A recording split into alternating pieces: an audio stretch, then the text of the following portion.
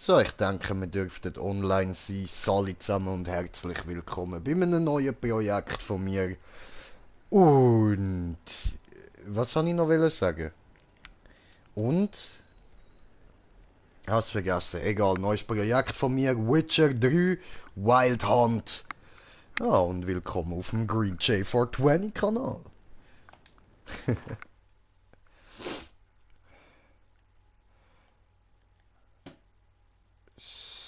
So, machen wir das mal so. Dann ist es nicht ganz. Ja, doch, so ist es eigentlich ganz. Das wäre perfekt Größe vom Fernsehen. Ja, nicht ganz perfekt, aber ist okay, ist okay. Kann man machen. Dann für YouTube ein bisschen heller, ja.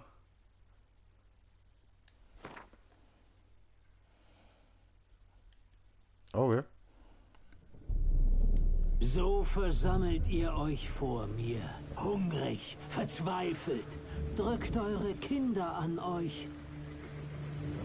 Kaiser Emhyr hat seine Legionen in unsere Lande geführt, die Festungen bis zu den blauen Bergen belagert. Tollwütig reißt er Stein um Stein heraus. Männer des Nordens, ihr steht am Abgrund. Eure Könige haben versagt. Nun ruft ihr die Götter an. Und doch fleht ihr nicht. Ihr kniet nicht, streut keine Asche auf die Häupter. Nein, ihr heult. Warum haben die Götter uns verlassen? Dies sind die Proben, die wir einst nicht bestanden. Vor langer Zeit verband sich diese Welt mit einer anderen. Sphärenkonjunktion nennen die Gelehrten den Aufruhr. Die Götter ließen unheilige Kräfte in unsere Domäne. Frucht des Kataklysmus war auch die üble Macht namens Magie. Doch verbannten wir sie nicht, sondern studierten das böse Rätsel. Macht und Wohlstand lockten. Und die Monster auf der Schwelle, die bösen Relikte der Konjunktion? Trolle, Leichenfresser, Wehrwölfe? Erschlugen wir sie oder überließen wir die Bürde anderen? Sogenannten Hexern. Weisen in lästerlichem Ritual mutiert und in böser Zauberei unterwiesen. Monster sollten sie schlachten, obwohl sie gut nicht von böse unterschieden. Die Menschlichkeit in ihnen war lang erloschen. Wahrlich. Es sind nicht mehr viele, die heute noch umherziehen und ihr blutiges Handwerk feilbieten. Doch bis heute beschämt uns ihre Existenz. Der Norden blutet im Krieg unter der Peitsche der Götter für unsere Sünden. Und denken wir auch an die Schrecken von jenseits dieser Welt? Jeden Vollmond zieht die wilde Jagd über den Himmel. Sie entführen unsere Kinder ins Unbekannte. Mancher meint, sie künden von einer zweiten Konjunktion. Finden wir den Weg zurück ins Licht? Können wir die Magier in unserer Welt bannen? Können wir uns um die Wärme des ewigen Feuers sammeln?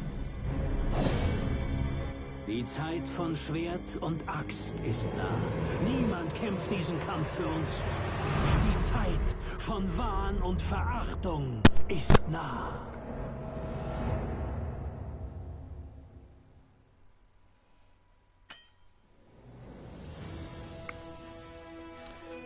Yeah. Okay. Ja. Okay. Also das tönt bis jetzt doch schon mal ziemlich geil, ja? Und dann würde ich sagen, machen wir da gerade noch ein Spiel. Einfach nur die Geschichte. Ich schwöre.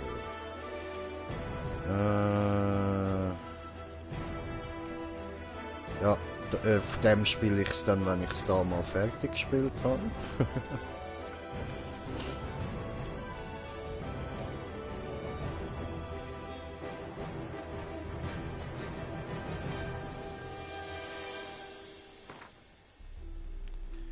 Tutorials? Ja, ja, ja, ja, ja, ja. Spielstand aus The Witcher 2 simulieren. Ich habe Witcher 2 nicht gespielt.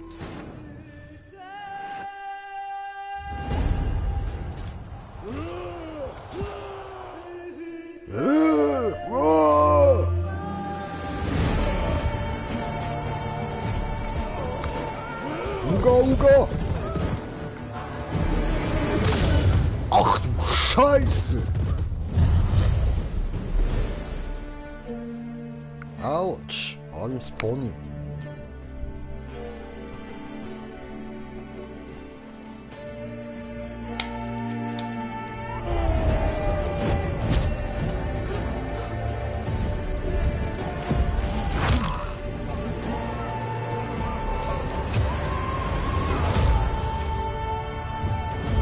The fuck?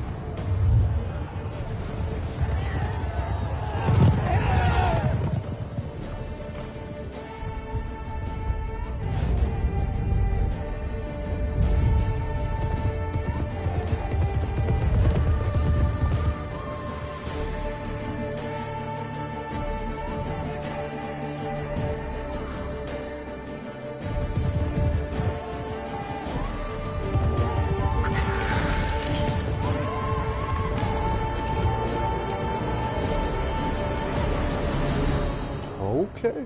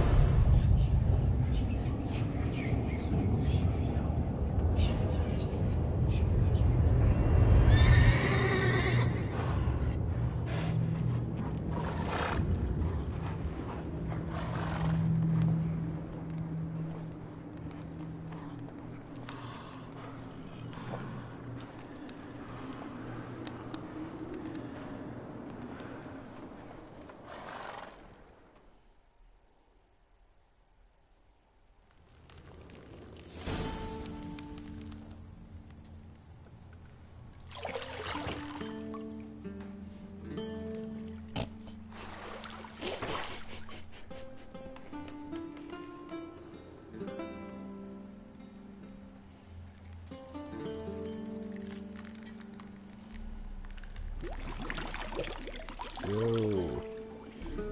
Nicht in die Eier. Einfach nicht in die Eier. Oder in den Hintereingang. Das wäre sicher auch nicht so angenehm. Du weißt, dass ich das nicht lustig finde.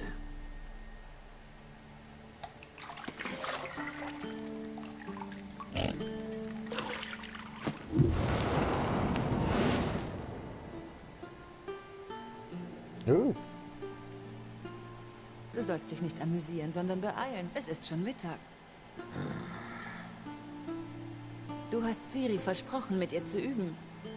Geh, sonst langweilt Wesemir sie mit den Radierungen zu Tode. Oh, shit.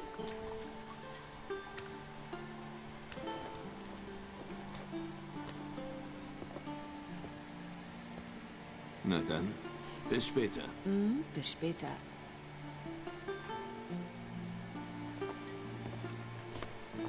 Hast du noch Platz für neue Narben?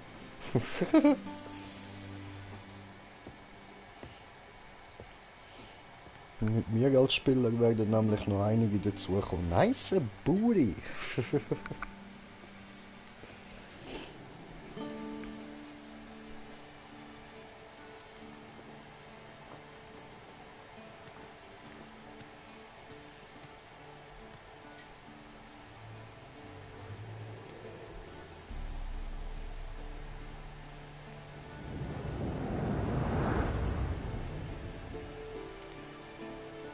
I know who you are.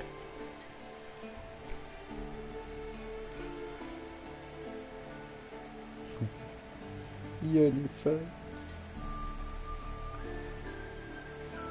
My baby. Okay. Okay.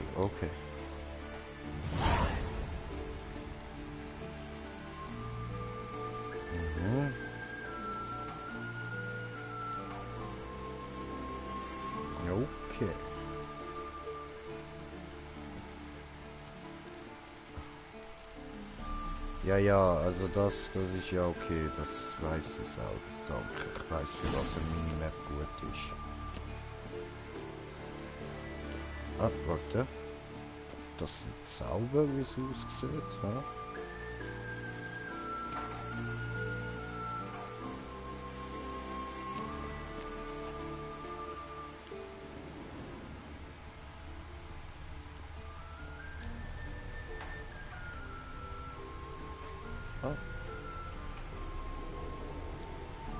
Du hast keinen Saft mehr. Ich weiß. Du könntest mir nach den Übungen noch welchen besorgen. Du hast keinen Saft mehr.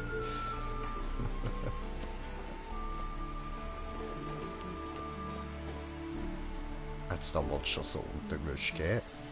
Eh nicht. So, geh dann, Jennifer. Weißt du, Ciri macht sicher nichts aus, noch etwas zu warten. Das ist ungehörig und außerdem unvernünftig. Ach ja.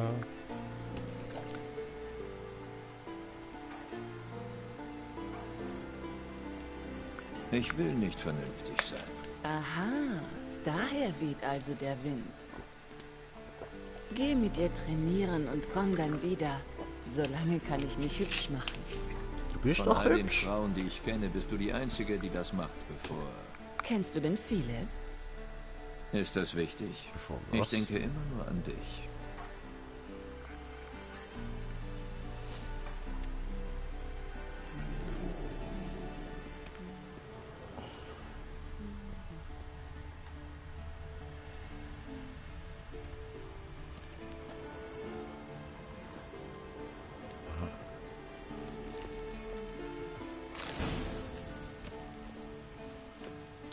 Mit dem Los. Cool. Cool.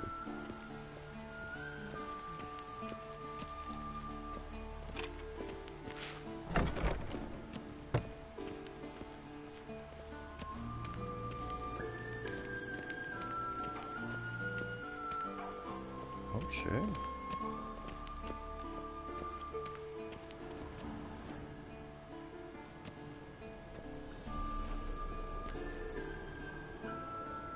Der alte Hexer schläft tief und fest. Natürlich verschwand Ciri irgendwohin.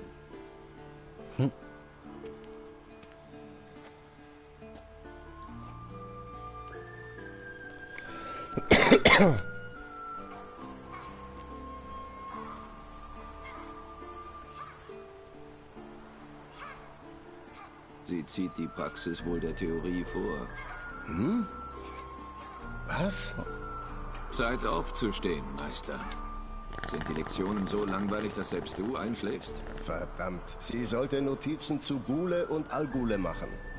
Ich wollte die Augen etwas ausruhen. Diesen Schinken sollte sie durchackern? Kein Wunder, dass sie verduftet ist.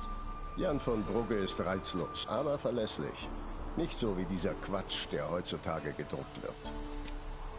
Sie trainiert mit dem Pendel, nicht? Wie oft muss ich ihr das noch sagen? Nicht alleine üben.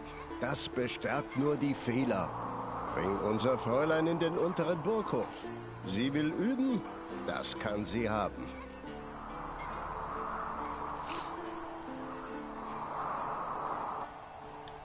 Sei nicht wütend auf sie. Warum nicht zum Teufel? Dieses Küken weigert sich zu tun, was man ihm sagt. Das magst du doch an mir. Gut, es ist wohl teilweise meine Schuld. Aber damit muss Schluss sein. Sofort. Man darf das Monster töten nicht auf die leichte Schulter nehmen. Ciri muss das begreifen, wenn sie eine von uns werden will. Wir sehen uns unten.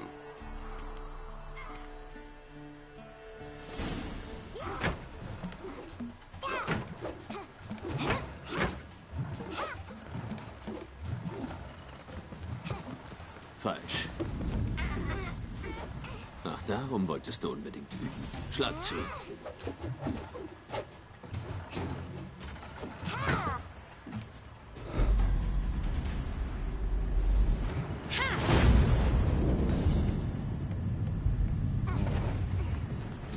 Wow. Das alles mit verbundenen Augen, hä? Du bist nicht im Zirkus. Pirouette. Übelst, Alter. Übelst, Mann. Falsch. Beinarbeit. Genug. Runter. Mit Salto? Was glaubst du wohl? Na gut. Augenbinde ab. Du hast noch was vor dir. Deine Reflexe sind immer noch langsam. Für einen Hexer vielleicht. Meinst du, dass Ertrunkene und Striegen Rücksicht darauf nehmen, dass du nicht mutiert bist? Wobei ich an deiner Stelle mehr Angst vor Wesemir hätte als vor jeder Striege. Ihm nicht zu gehorchen, ist unklug. Ja schon, aber das Buch war furchtbar langweilig. Ich weiß. Und du weißt, dass das keine Entschuldigung ist. Tut mir leid. Kommt nicht wieder vor. Oh, Ciri. Ich habe ja erst gerade letzte die Serie angefangen zu schauen. Jetzt bin ich zwar schon fertig mit der ersten Staffel, aber dort, die sie spielt, das wird sicher mal eine ganz hübsche Frau. Jetzt ist es halt noch ein Mädchen, aber irgendwann wird das sicher mal eine hübsche Frau. Und jeder Tag sieht eher ein bisschen komisch aus, so irgendwie eine Mischung zwischen Down-Syndrome Girl und The Witcher. Also unserem kleinen Geralt da. Und was ich schon lange wollte sagen, da, der Dings, der Whistler, oder wie er heisst, hat ja gesagt, sie hätte müssen da den Unterschied zwischen Gulen und Allgulen lernen. Und der ist eigentlich ganz einfach zum Lernen. Also, ein Ghoul lebt in Tokio, frisst dort Menschen und so. Und Allgulen, die bildet Batmans aus. Ja. Ja. Und zum Vornamen heisst sie Ras. Also, machen wir da weiter. Eine Entschuldigung reicht nicht und besser nicht. Ich würde sagen, besser nicht. Sind wir da nicht der Papa? Besser nicht. Wesemir hat gesagt, wenn doch, musst du eine Schüssel Nacktschnecken essen. Mit Salz. Genau. Also benimm dich lieber. Na los, wir üben unten mit den anderen. Rennen wir über die Mauern?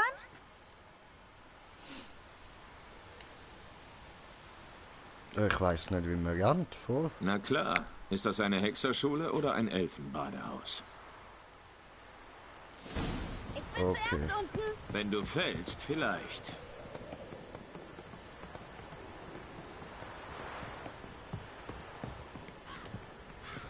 Ah.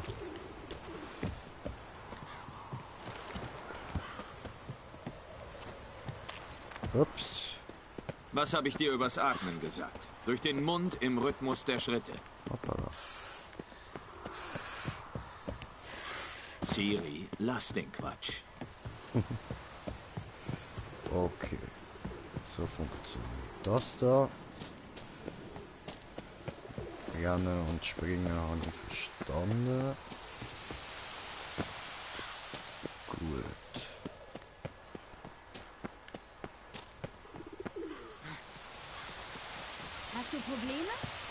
Bitzli. Und dir helfen?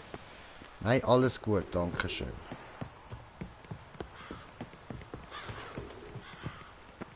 Oh, wow, wow, Gewonnen. wow. Ups.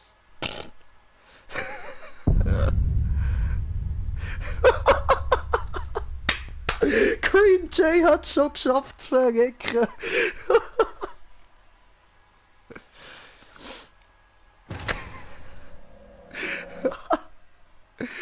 Nein.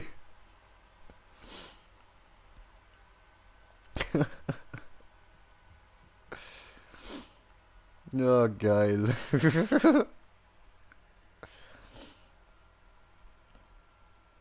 Jay von Riva, der Ultra-Hexer. Besser gibt's nicht. Ich bin zuerst unten. Wenn du fällst, vielleicht.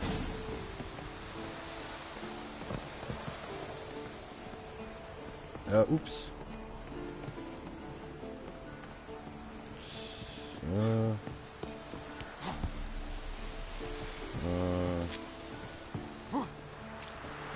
Was habe ich Hier dir kann man übers ihren Atmen Arsch gesagt? schnüffeln. Durch den Mund im Rhythmus der Schritte.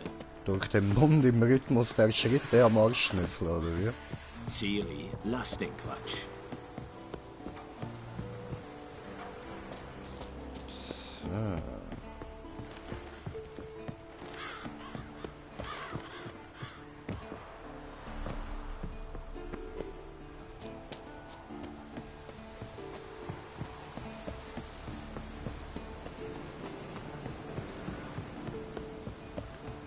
Ah, ups.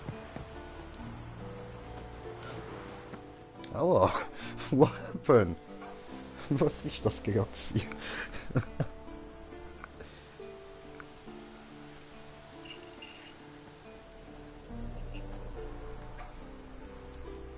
Oh, au.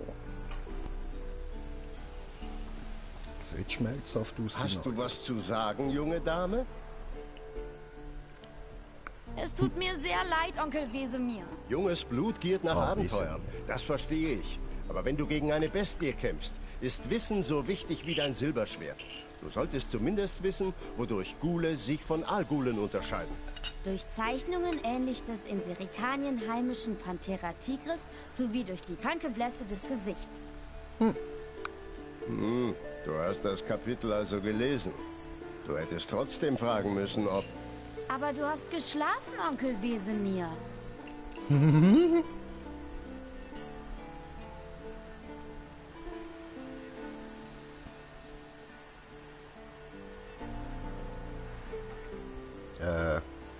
Hat sie nicht genau das gesagt?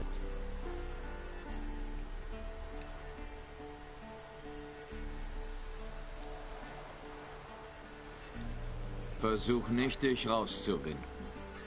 Ein Hexer muss wissen, wie er seinen Gegner reinlegen kann. Hast du selbst gesagt. Mag sein, aber probier meine Weisheiten nicht an Wesemir aus, verstanden? Du spielst mit dem Feuer. Also, genug geredet. Geralt und ich, Lambert und Eskel, Ciri und die Attrappe. Schon wieder? Nörgel nicht. Nimm dir ein Schwert.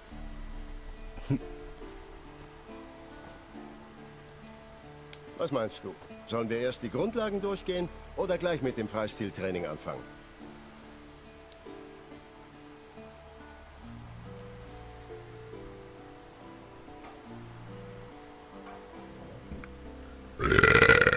Machen wir mal das da. Wir sollten mit den Grundlagen anfangen. Auch erfahrene Meister müssen die perfekt beherrschen. Und Ciri ist gerade mal eine Novizin. Sorry, Siri. Das Hurei von dir. Zieh das Schwert, Geralt. Okay. Bla bla bla bla bla. Bla bla bla bla bla bla bla bla bla. Aha.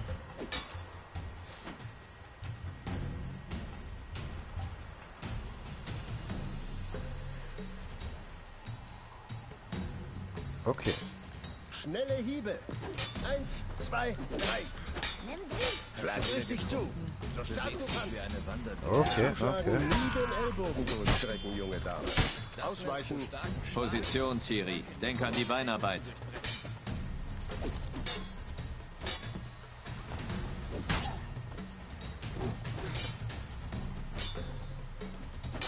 Los! Auf Aber sie! Junge. Wie das? Ah. Okay.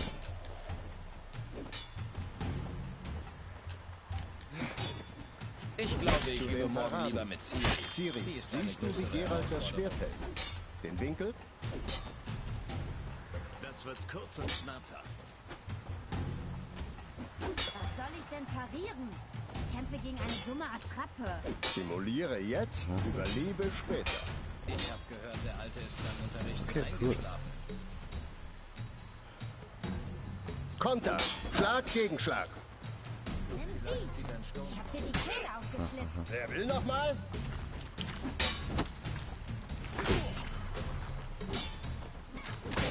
Und eins. So, junge Dame. Zum Schluss gehen wir noch ein paar Hexerzeichen durch.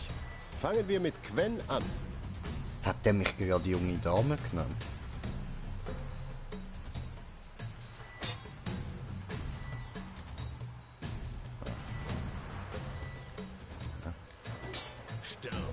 Ciri, Gwen wird manchmal der Hexerschild genannt. Schau gut zu, dann siehst du gleich warum. Oh, geil.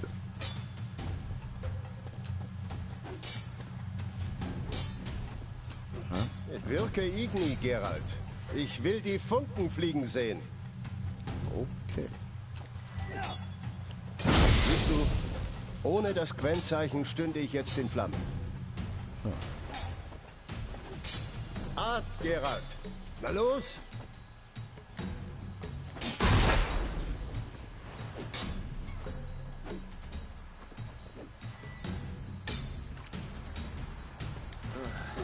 Siehst du das, Ciri? Auch.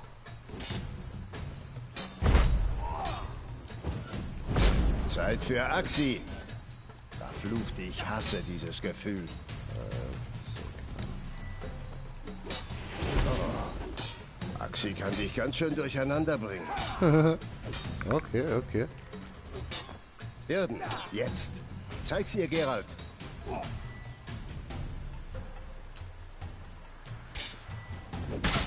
Au. Siehst du das, Ciri? Ich könnte mich nicht bewegen, wenn ich es wollte. Wirf eine Bombe. Keine Sorge, Ciri. Gwen wird die Explosion dämpfen.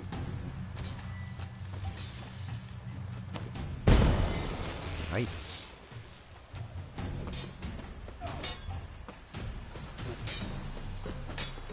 Okay, gut. Dann das Tutorial haben wir abgeschlossen. Was? Ah, doch nicht.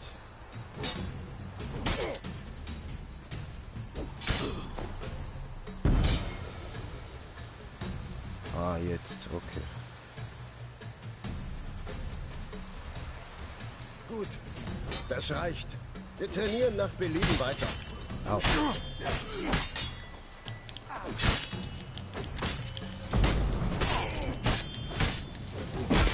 So, und wir haben ein kommentiertes Kommentar von kommentierende Kommentare kommentieren.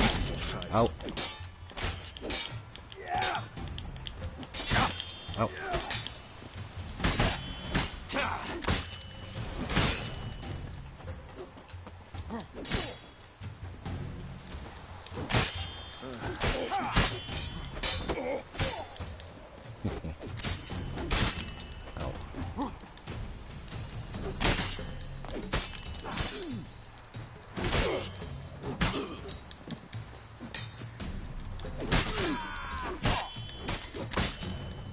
Nice.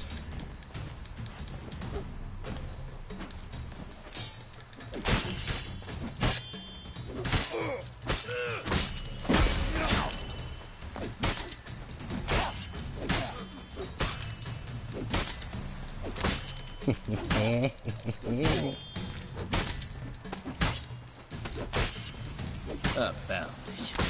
Ich schwöre, also erbärmlich, Mann.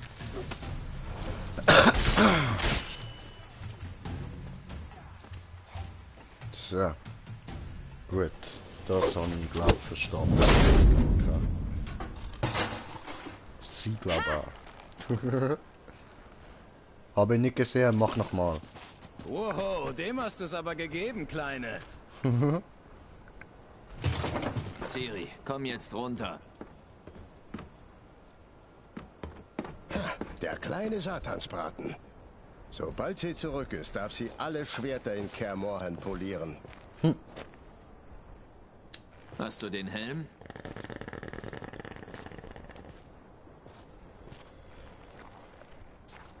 Ciri? Und ich werde dafür sorgen, dass du kein Schwert vergisst.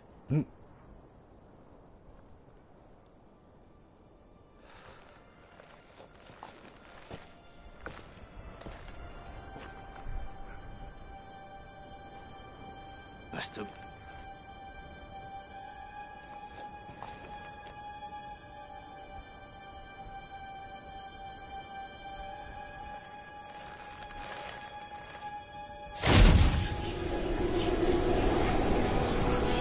Wesemir.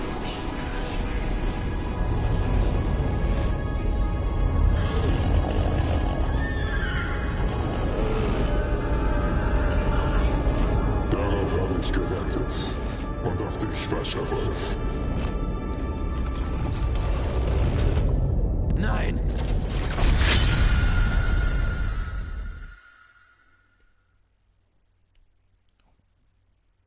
What?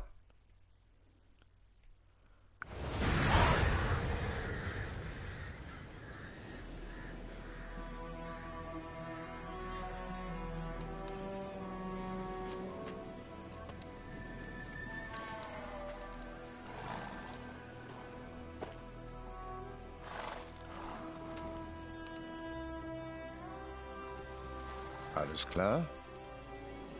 Mhm. Ein Albtraum. Was für einer? Das zu erklären würde ewig dauern. Bis zur Dämmerung ist es noch hin. Wir haben Zeit.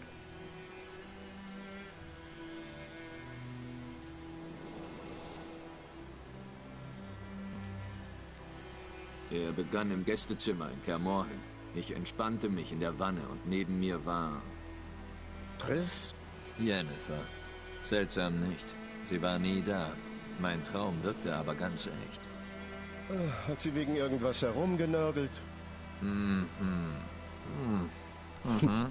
Wirklich lebensecht. Wir finden sie schon.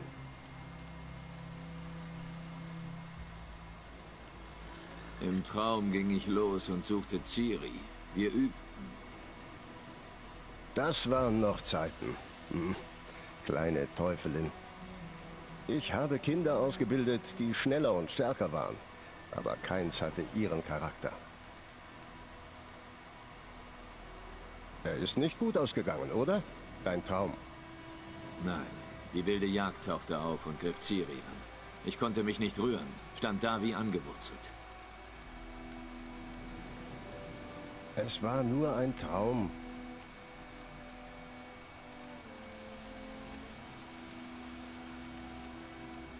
Es war mehr. Das ist das Problem. Wenn ich bisher von Ciri geträumt habe, stimmte was nicht. Sie war in Gefahr. Wir haben sie gelehrt, sich gegen alles zu verteidigen. Auch gegen Geister.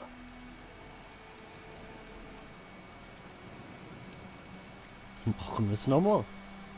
Es war mehr. Das ist das Problem. Wenn ich bisher von Ciri geträumt habe, stimmte was nicht. Sie war in Gefahr. Wir haben sie gelehrt, sich gegen alles zu verteidigen. Auch gegen Geister. Top. Okay, ja dann halt Zeit zum Aufbruch. Es dämmert bald. Brechen wir auf. Warte. Zeig mir den Brief von Yennefer. Vielleicht habe ich da einen Hinweis übersehen. Du hast nichts übersehen. Wir sollten uns in Weidendorf treffen. Das hat sie geschrieben. Inzwischen hat die eine oder andere Armee das Dorf niedergebrannt. Uns bleibt nur ihrer Spur zu folgen. Also... Hör kurz auf zu reden und gib mir den Brief. Was sagt man dazu? Er riecht wirklich nach Flieder und Stachelbeeren. Du wolltest ihn lesen, nicht beschnüffeln. Wir müssen uns sehen. Bald. Weidendorf bei Wysima. Keine weiteren Hinweise. Was ist das für ein PS? Ich habe das Einhorn noch.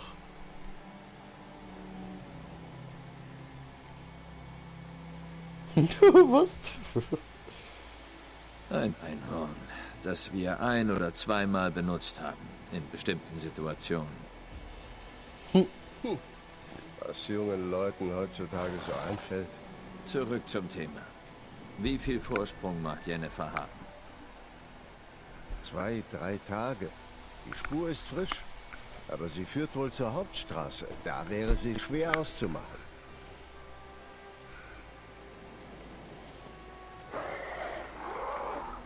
Warte, hörst du das? Ich höre und rieche es. Los! Ja, okay.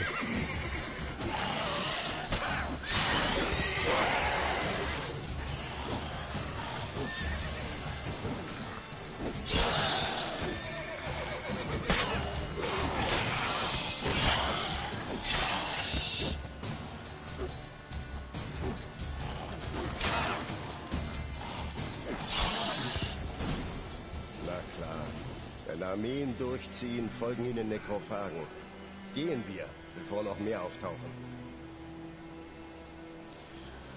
Konsumgüter erwägen, während des Kampfes überschreitet. Der fällt aus der Hoch- oder Unterübungsweg zu vollziehen, um Vitalität zu generieren.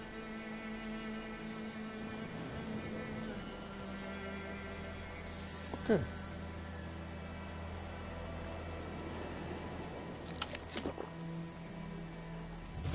Nicht.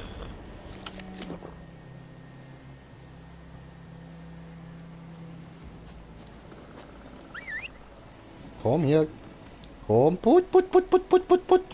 Komm, put. Habe ich dir von dem Zauberer erzählt, der ständig davon geredet hat, wie nützlich sie doch sind? Was?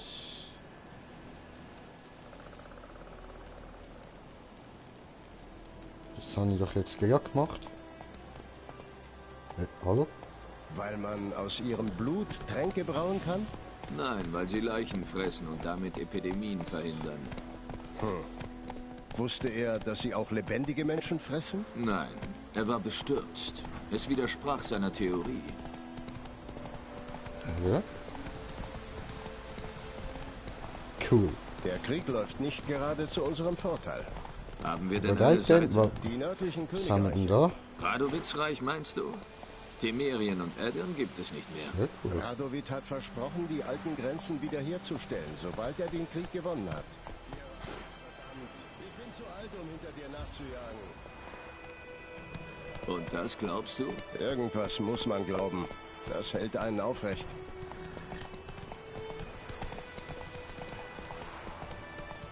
Hey, da haben wir überall Leichen rum. Voll cool. Ich mag die Gegend. Langsam. Ja. Ich bin ja etwas nicht gut.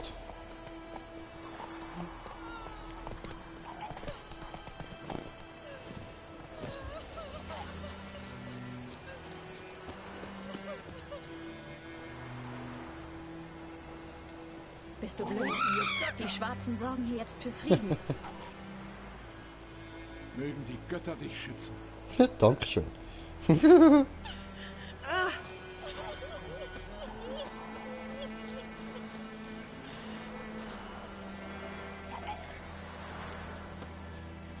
weiß schon, was die Zukunft bringt.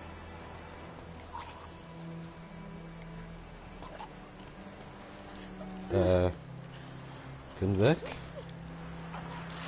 So. Ich will nicht mit euch reden.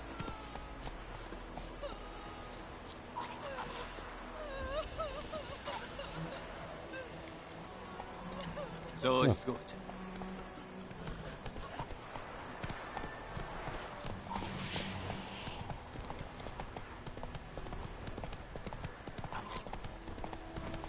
So. Oh. So hat der Kopf von meinem Pferd gerade so komisch geleuchtet. Gehen wir? Hilfe! Hilfe!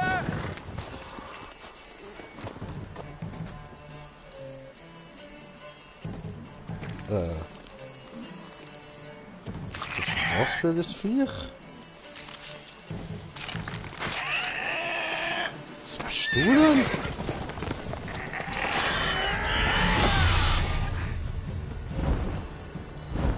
Okay.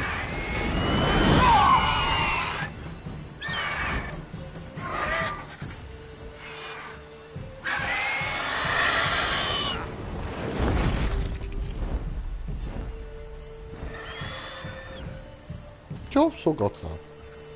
Lebt der andere noch? Alter Sack. Hallo? Ja, dir geht's gut. Okay. Easy. Ist er weg? Ja. Komm raus.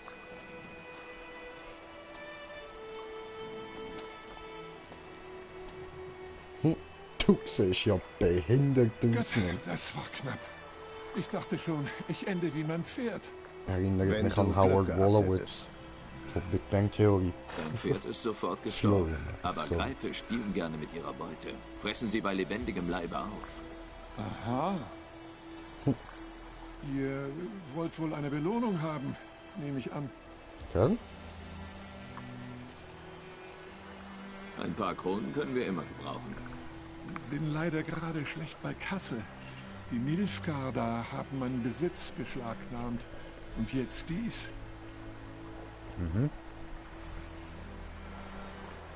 Hier.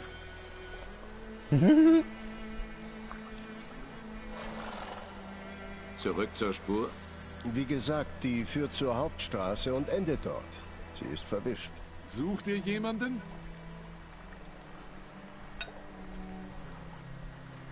Ja, eine Frau, mittelgroß, lange schwarze Haare. Hast du so jemanden gesehen? Nein, aber hier in Weißgarten gibt es eine Herberge, die einzige weit und breit. Da kommen viele Reisende durch. Vielleicht erfahrt ihr etwas. Keine schlechte Idee. Zumal diese Wunde gereinigt werden muss. Kaum ein Kratzer. Aber ein Schnaps wäre jetzt recht. Schön kühl. Direkt aus dem Keller. Gehen wir. Easy. Ist das so schnell etwas zu sagen?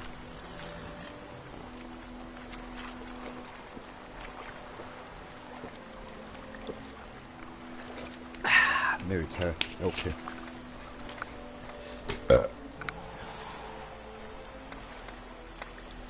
Jetzt haben wir da mal Zeit zum gemütlich umschauen, hä?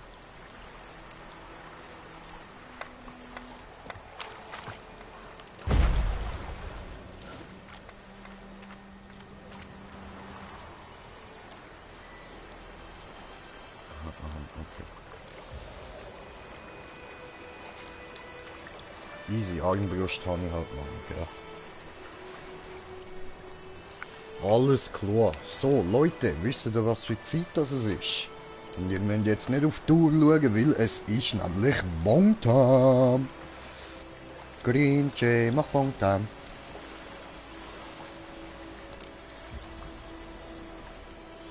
So. Fill the bong up before you go.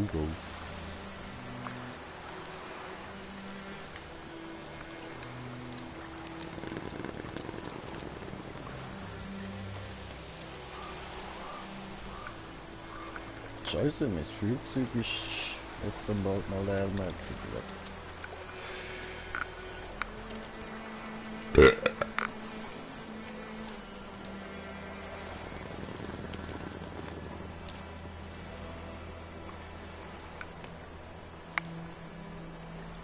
Okay, geil. Machen wir weiter.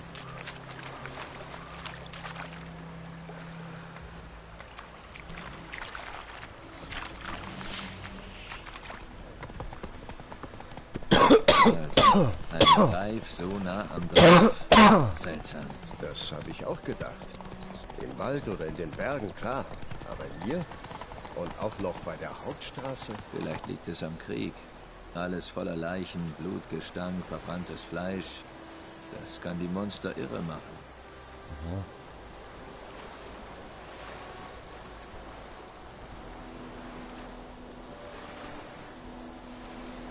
Okay, okay.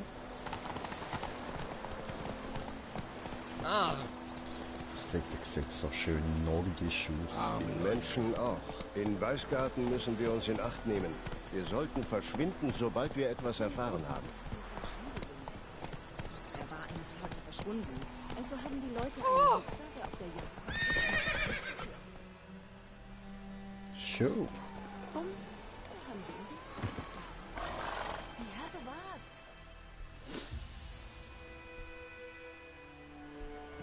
Oh, das läuft.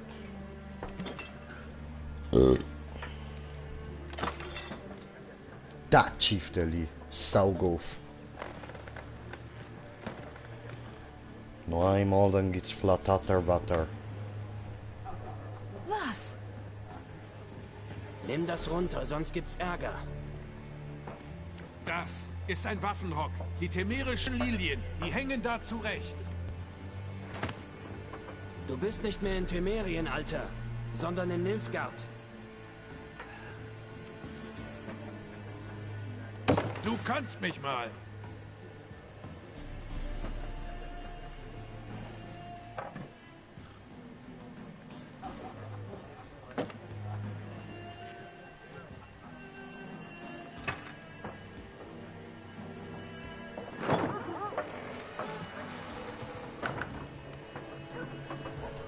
Was? Hexer?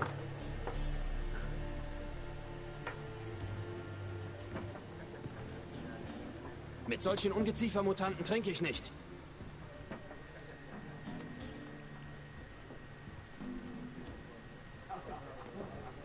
Tut mir leid wegen dieser Gauner.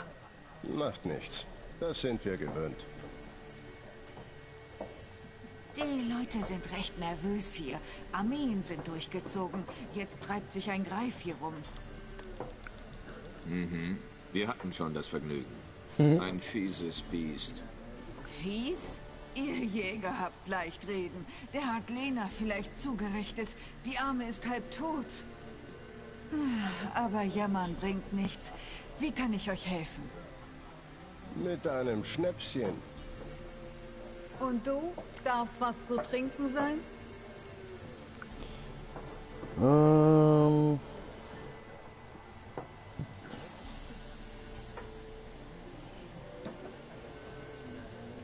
Wir suchen eine Frau.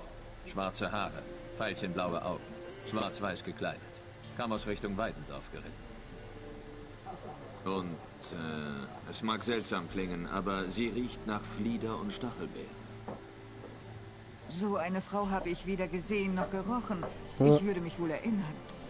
Ja, es ist schwierig, sie zu vergessen. Was macht's Pferdetüsse? Habt ihr das gesehen? Reisende von überall her. Vielleicht lohnt es sich, nach ihr zu fragen.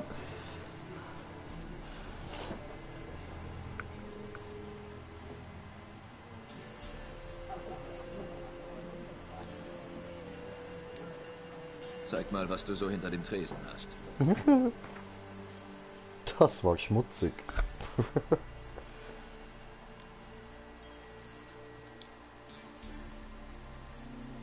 Okay.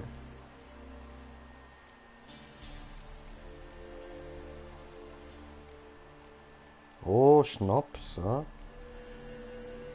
Noch mehr Schnaps. Alchemiezutat. Das sind alles Alchemiezutaten. Wie heisst der? Mahakamer-Schnaps. Zwergeschnaps. Nilfgaardischer Zitronenwodka. Oh, Wodka. In dem Fall sind die Elfen Russen, alles klar. Kirschlikör. Hallerjaunenlikör, das könnt ihr auch super. Alkohest, was? What the fuck?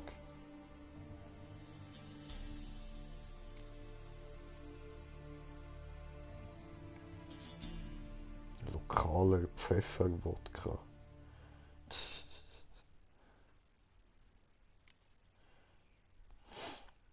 Wasserflasche, so Kuhmilch. Haben wir noch zu vergessen da? Ja, dann würde ich sagen...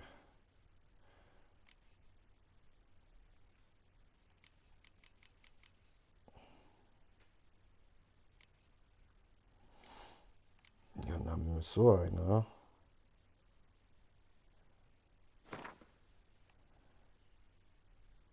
So. Eine.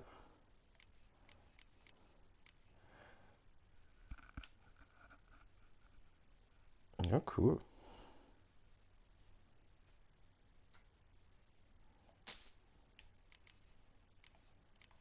Was ist das?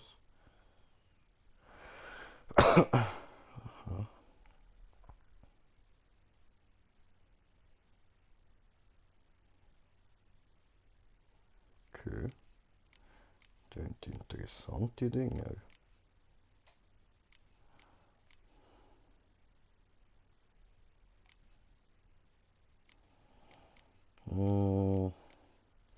Und so ein Zwergeschnaps will ich auch. Yeah.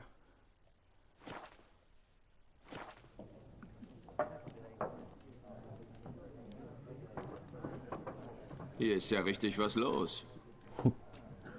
Das ganze Land ist unterwegs. Suchen nach Verwandten oder nach Schutz vor den Armeen. Essen, Trinken und ein warmes Nachtlager brauchen sie alle. Schwör. Dann ist der Krieg bisher gut für dein Geschäft? Bisher schon. Frieden wäre mir trotzdem lieber. In diesen Zeiten weiß man nie, was einen am nächsten Tag erwartet. Du hast viel Falten, ha? Gibt es schon einen Vertrag wegen des Greifs? Nein, noch nicht. Früher hätte der Dorfälteste sofort eine Kollekte organisiert oder den Herrn um Hilfe gebeten, wenn sich hier ein Monster niedergelassen hätte. Aber jetzt geht er nicht mal mehr aufs Klo, ohne die Schwarzen um Erlaubnis zu bitten. Und den Herrn haben sie wohl aufgehängt. Also, nein, kein Vertrag. Die ganz vorhin und durchgerannt Wir hätten ist. was tun können. Das fängt immer noch nicht so behindert, ey.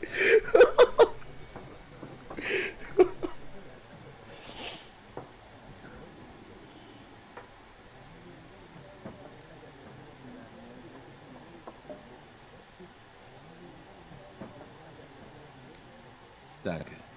Für alles. Jo, bitte. Was macht das Berg? Und die Uhr gegangen. Nein.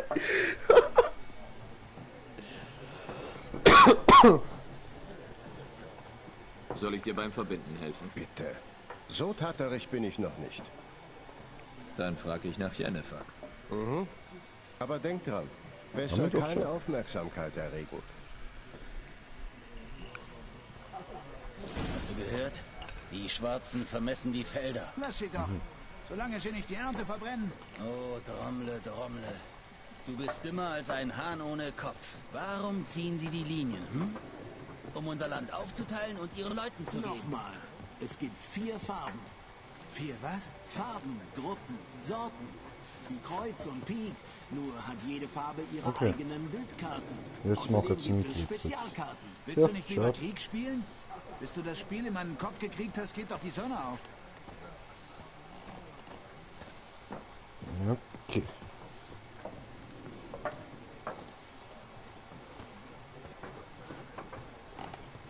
Hey, der Tine Gans, was geht? Was geht, Bruder Gans? Hallo? Hallo? Oh, bist du süß? Wie sie mit ihrem kleinen Purzel wackelt. Mit ihrem Enterarsch. So putzig. Oh. So süß. Ich will es töten. Oh, es ist so süß. Oh.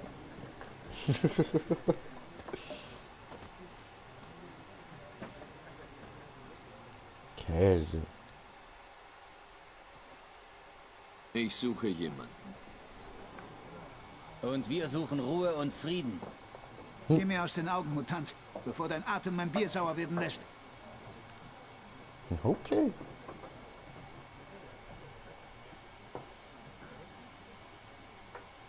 Ah, cool.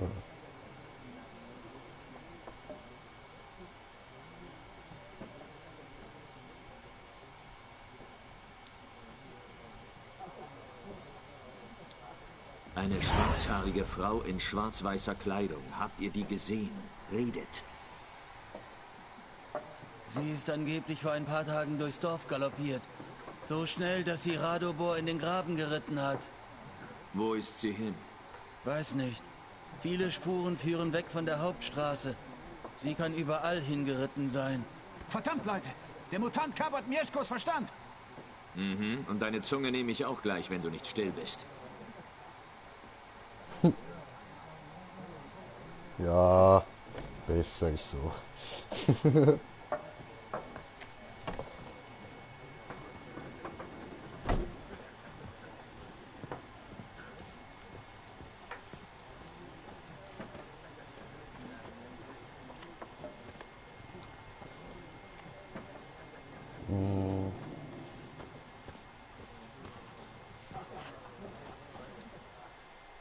Der sieht aus, als würde Was für eine Zeitverschwendung. Die Erde umkreist die Sonne, bevor du diese Regeln verstehst. Digga, das passiert doch, du Vollidiot, Mann. Warum nicht? Aldert Geert, Assistenzprofessor für zeitgenössische Geschichte an der Akademie Oxenfurt. Gerald Aha, er meint von der Länge her. Ich suche nach einer Frau. Ja. Lange Haare, schwarz-weiße Kleidung. Hast du so jemanden gesehen? Natürlich nicht. Entschuldigung, Im ich bin noch Gegensatz zum dumm. Pöbel weiß ich, dass die Reiterin des Krieges ein Hirngespinst ist. Reiterin des Krieges, wer soll das sein? Das ist doch gute Frage. Aber bevor ich mir frage, muss ich mir da noch schnell trinken holen. Ich komme gerade wieder. Uno Moment.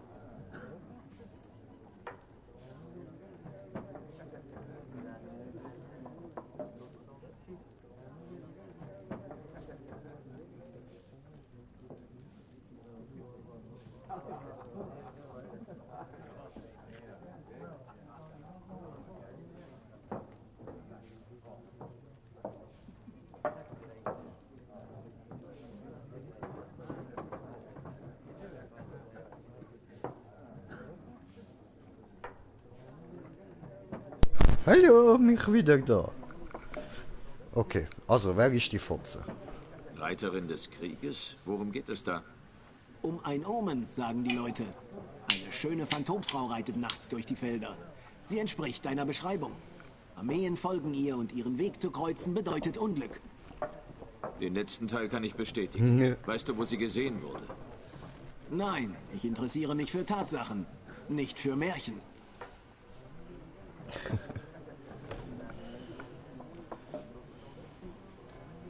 Hier würde ich keinen Gelehrten erwarten. Du fliehst wohl vor dem Krieg. Ganz im Gegenteil. Ich bin hinter ihm her. Ich will zur Front. Lebensmüde. Ich suche Wissen. Das ist mir wichtiger als das Leben selbst. Diesen Durst kann kein verstaubter alter Foliant stillen. Ich will die Invasion Nilfgaards mit eigenen Augen sehen, sie verstehen und in meiner Chronik aufzeichnen, meinem Hauptwerk. Okay. Mach das, Bro, mach das. Interessant. Wir brauchen jemanden, der den Krieg beschreibt, wie er wirklich ist. Keine bunten Banner und bewegende Ansprachen von Generälen, sondern Vergewaltigungen, Grausamkeit und sinnlose Gewalt. Ah, wie ich sehe, fehlt dir der Schliff der Akademie.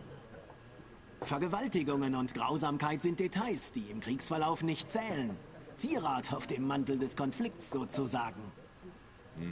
Sag das den Leuten, deren Häuser niedergebrannt wurden.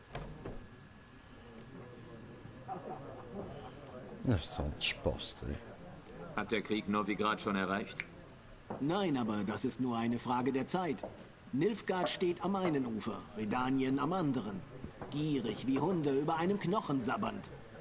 An dem Knochen hat sich schon mancher Herrscher verschluckt. Stimmt. Wir schätzen unsere Freiheit in Novigrad und wissen, wie wir für sie kämpfen. Mhm. Vor allem die Gelehrten. Das Schwert ist nicht die einzige Waffe.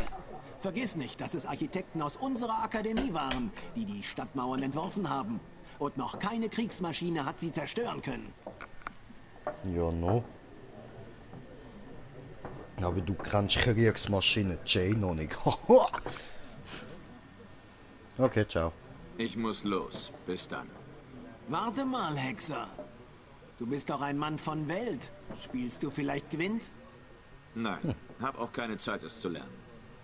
Aber die Regeln sind ganz einfach. Komm, wollen wir spielen? Ja, okay. Warum nicht? Wunderbar. Also, es funktioniert so. Ja.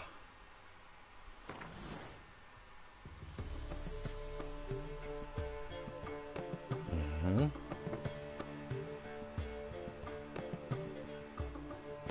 Okay, gut.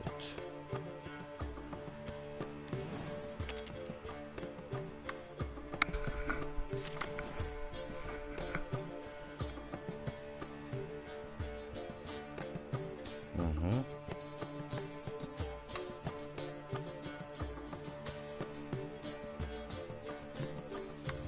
Okay.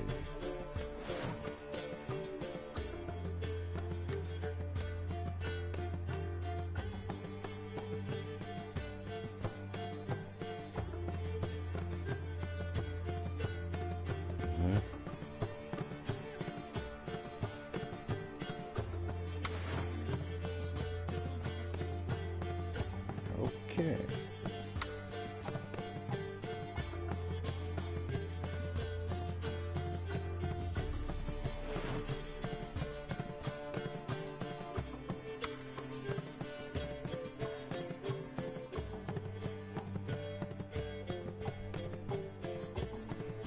Okay.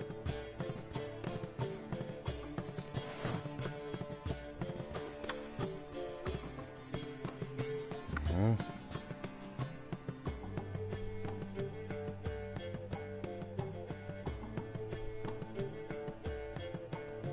Okay.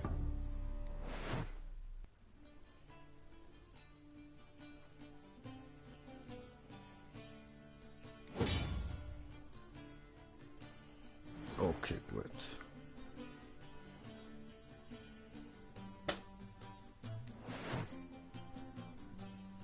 Naja, das ist Gegnerseite, okay.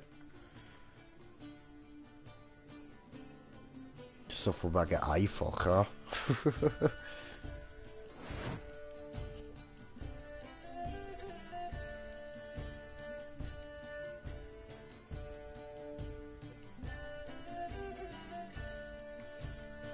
Okay.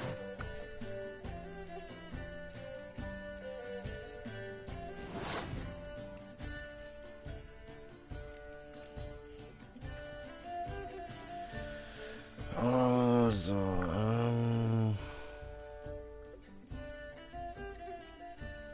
ja, Wetterkarte würde ich sagen, lassen wir mal noch.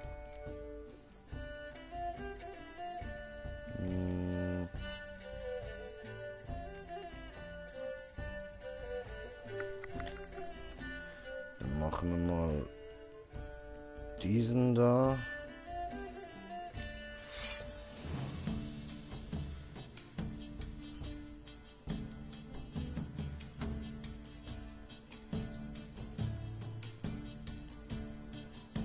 Okay.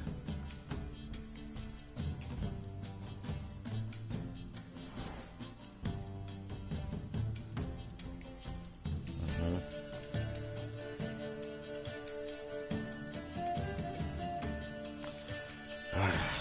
So viel zum Lassen.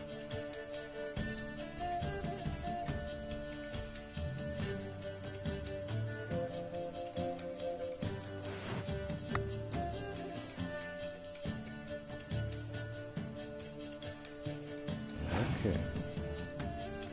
Ich habe gemeint, ich darf 2 legen.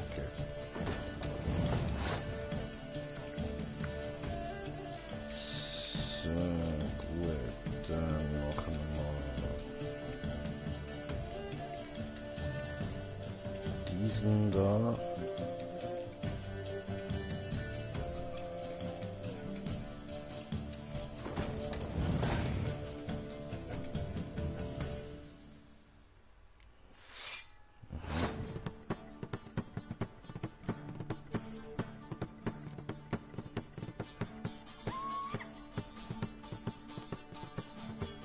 Ja.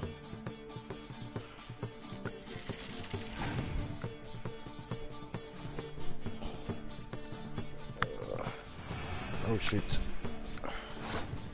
Das ist doof. Gut, dann machen wir diesen da.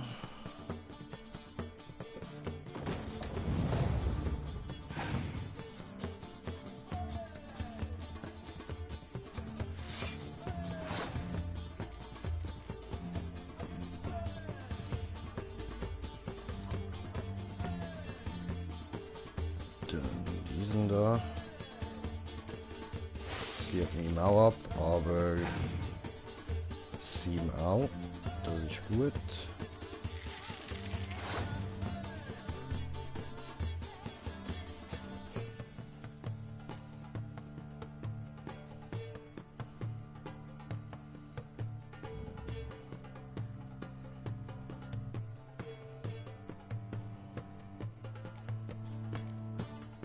Ja, die geben eh alle noch Eis.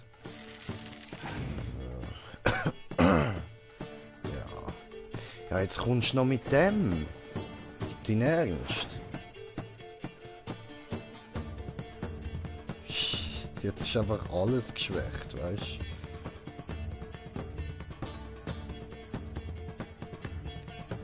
Dann machen wir mal diesen da.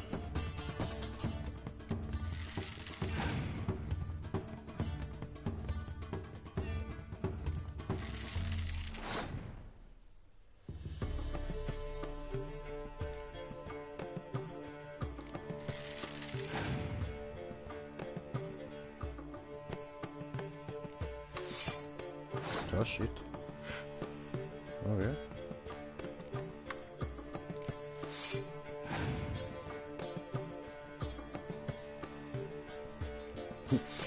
Der hat ausgesehen wie Hitler.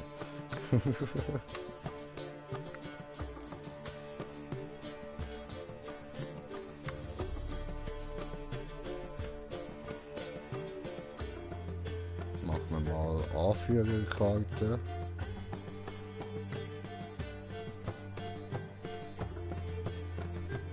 Also, ja, nein, scheiß auf das. Haben wir das.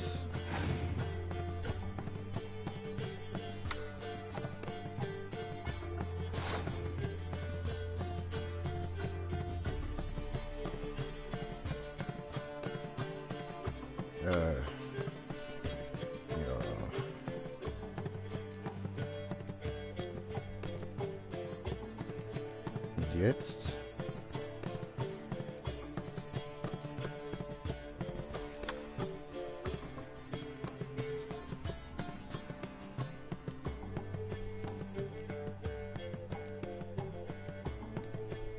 Dann halt.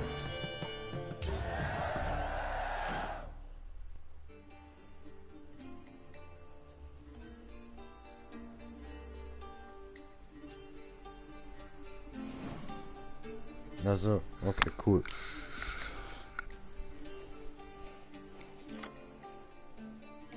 Nee. Habe ich einfach Eis bekommen. Toll.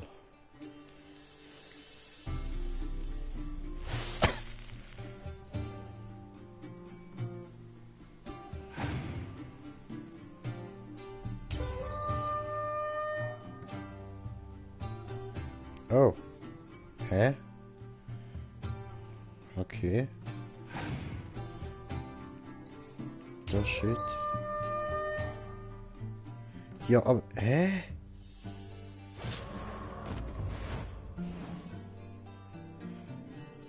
Hä? Ich check das überhaupt nicht. Okay, das Spiel. Tja, ist kein Spiel für jeden. Hm. Man muss analytisch denken können. Wenn du mal in Ochsenfurt bist und Er gegen hat einen doch echten noch Meister gesagt. spielen willst, frag nach Stjepan. Er ist ein schlichter Tavernenwirt, aber Gewinn spielt er wie kein zweiter. Ich denke dran. Danke.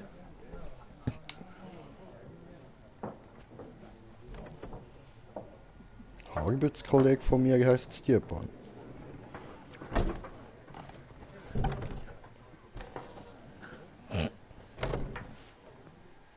Ups.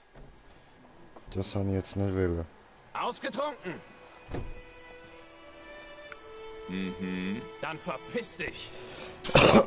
Wir wollen deinesgleichen hier nicht. Verpiss dich oder was?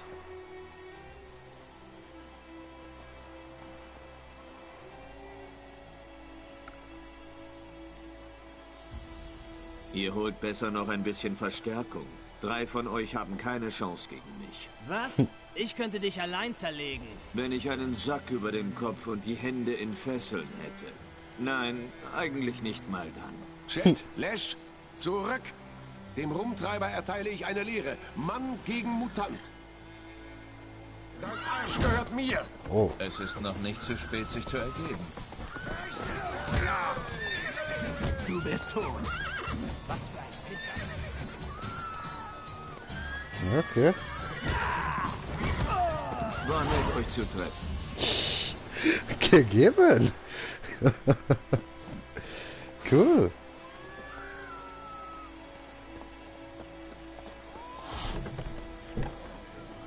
So, da müssen wir noch mit jemandem reden. Ja, mit dir. Ich suche eine Frau. Voll, ich habe ja Kommentare. Nicht wie jeder und nicht irgendeine Frau. Meine riecht nach Flieder und Stachelbeeren und ist schwarz-weiß gekleidet. 2 Schnäpse. Der wird deine Ah, Stimmung Simon und Mike, was geht?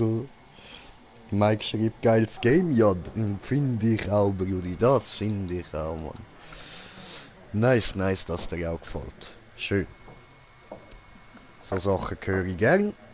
Das hilft mir so von wegen, was ihr gern seht.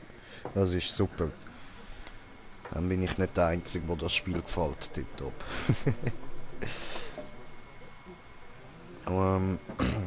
Gut, ich trinke etwas oder bin nicht in der Stimmung und komme zur Sache. Doch, saufen, Gut, komm. ich trinke was.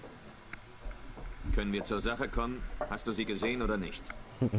Jennifer von Wengerberg?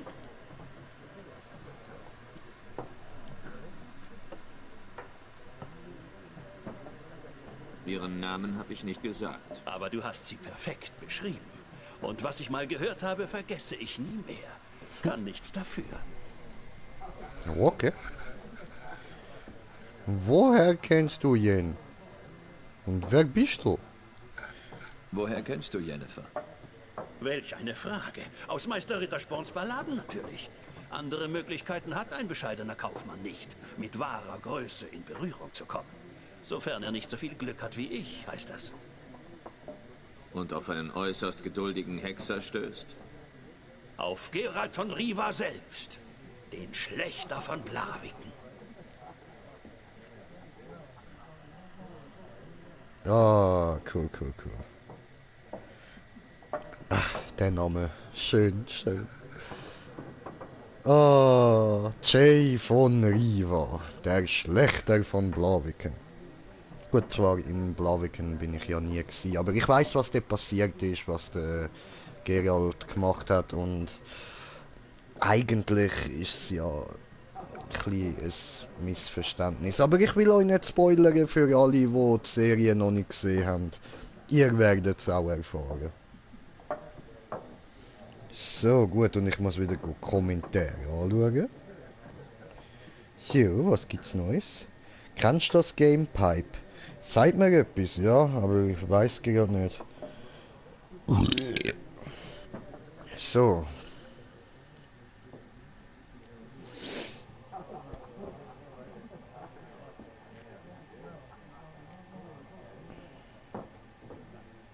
Und kennst du mich auch aus Meister Rittersporns Balladen? Auf deine Gesundheit.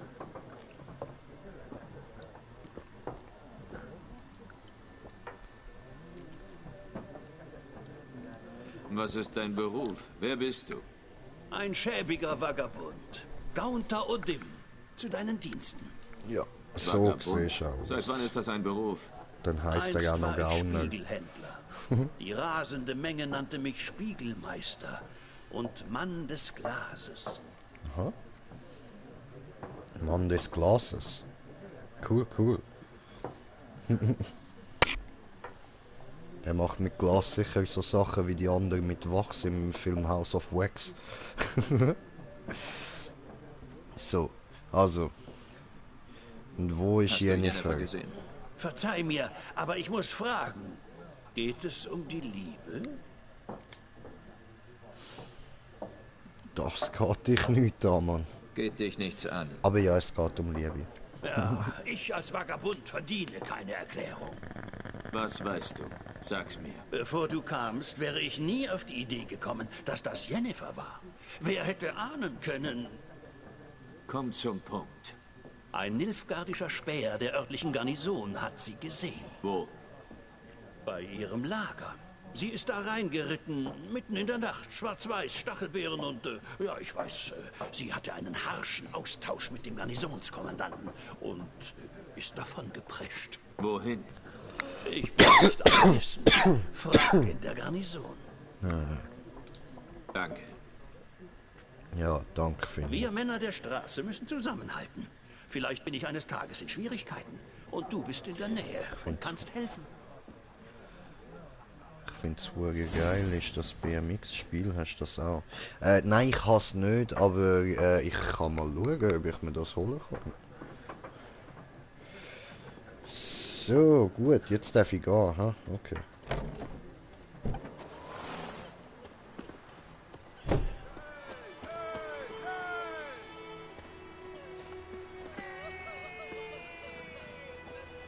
Komm zu Papa!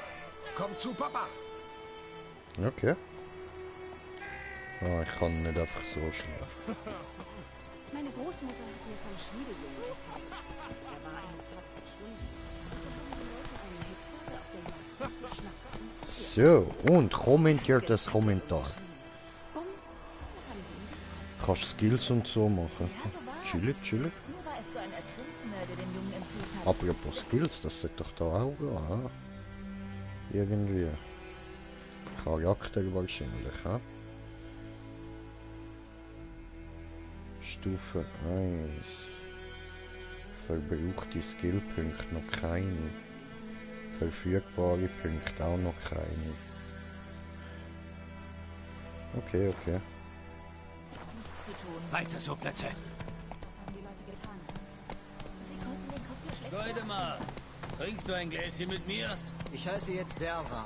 D-E-R-V-A-N. Nicht Goldemar. Aber warum denn?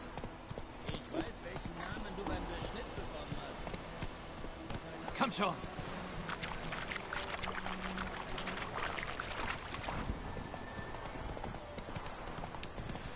So, machen wir da den Weg kürzer, ja.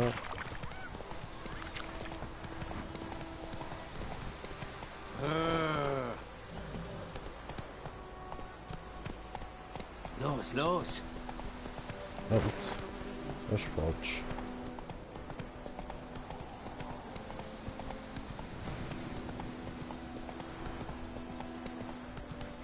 Easy, easy. Langsam, langsam.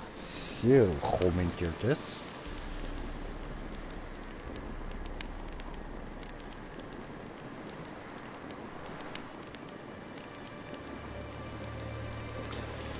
Assassin's Creed Odyssey habe ich eben nicht gespielt. Das kommt dann erst noch. Das kommen wir dann schon noch mit. Das muss ein Mann der Nacht sein.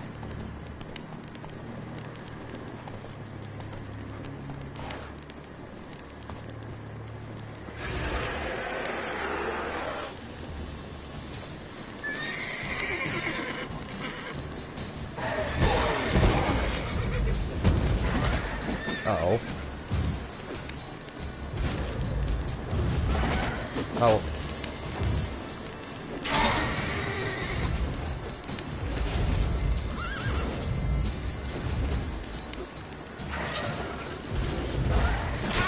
Au. Das überlebe ich nicht. Für das bin ich noch ein bisschen schwach. Scheiße. Au.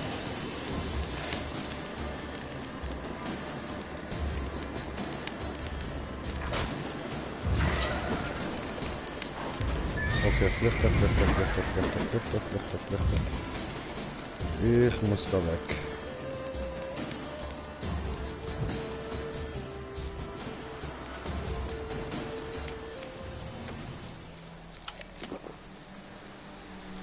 Ja.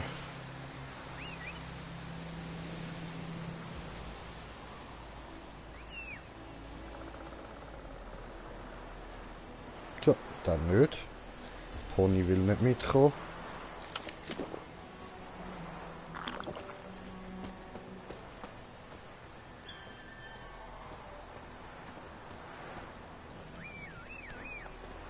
Na, da ist es ja.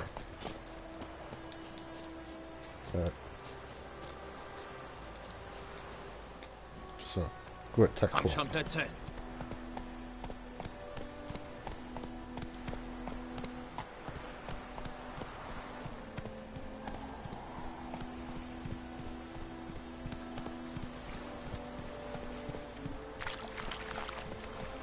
Hallo.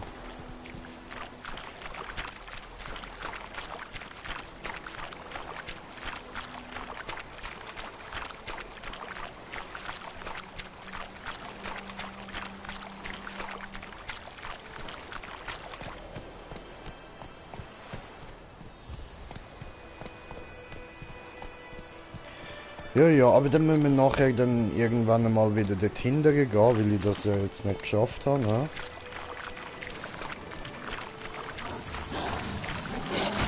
Au.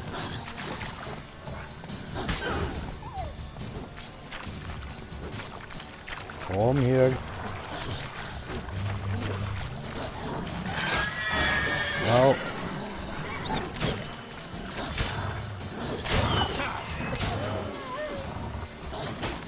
Au. Ja, was ist das da? Au! Okay, verstanden. Das ist böse.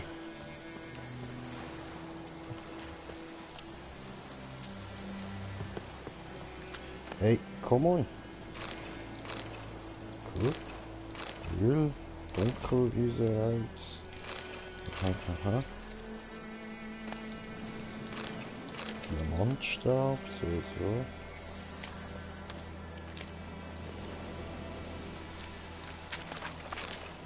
Stahlwaage.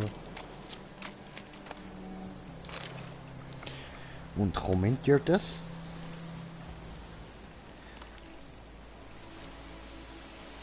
Die Odyssey, Ton auch und so weiter, das sagt mir nicht. Das sagt mir gar nicht.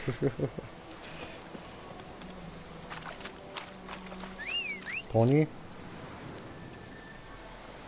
Was tust du da? Was machst du? Was ist los mit dir? Oh.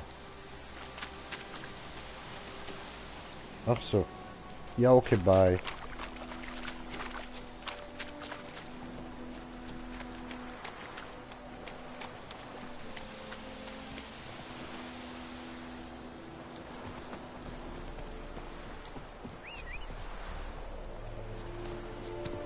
Okay, da ist es ja.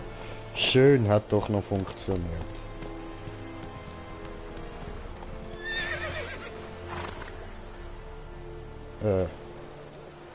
Okay. Los, lauf!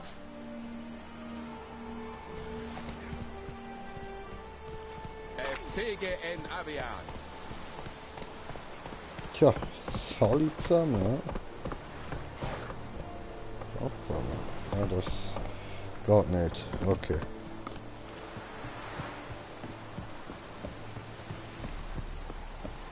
Hallo. Ja, hi.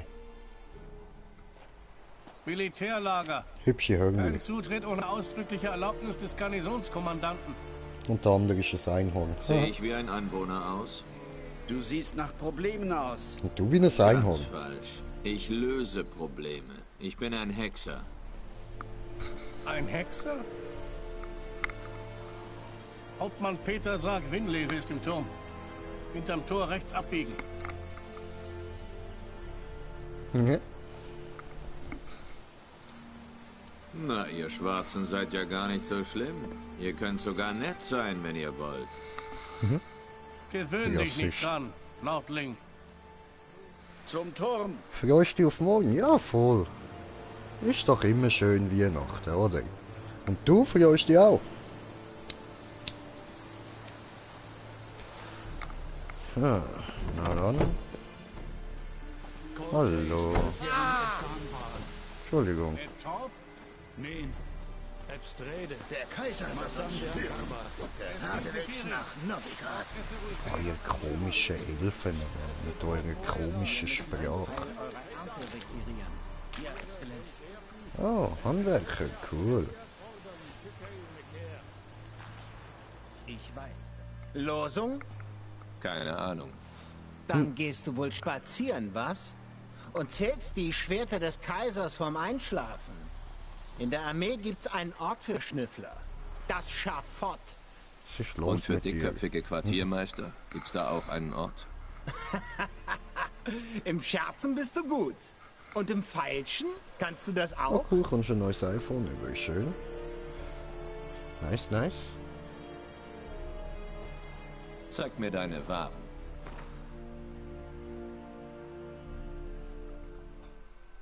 Also die kann er alle nicht machen. Benötigt Stufe 2. Oh Mann.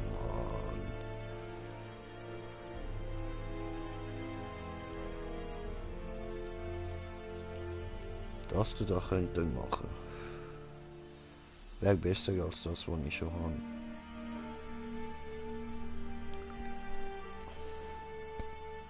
Cool, cool. Stufe 5.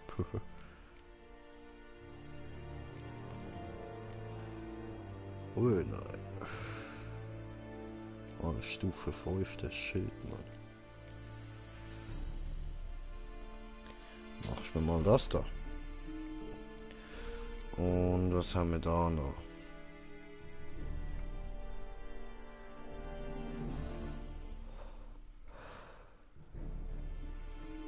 Aha.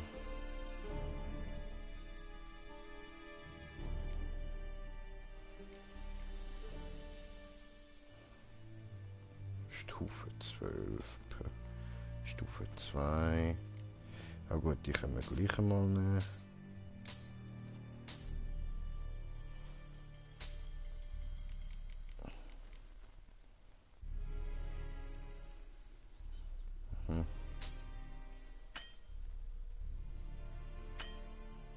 Ja? Wie jetzt nicht genügend Münzen.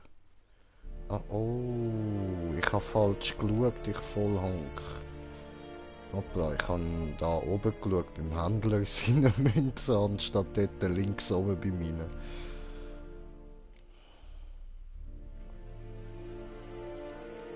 Was ist das? Aha, okay. Gut, oh, ups. Ja, fortfahren, fortfahren, fortfahren. Ist okay, lass das. Interessiert mich nicht. So, dann. Nein, auch nicht. Ach, come on.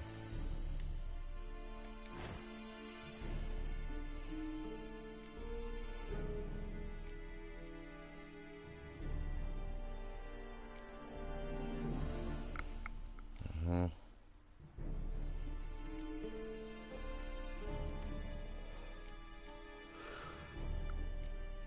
Okay, was ist das? Ja, okay. Ja, gut.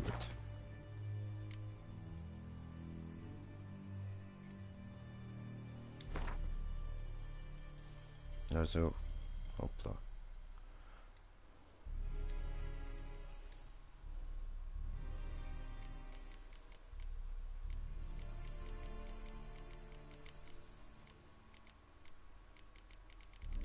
Interessant.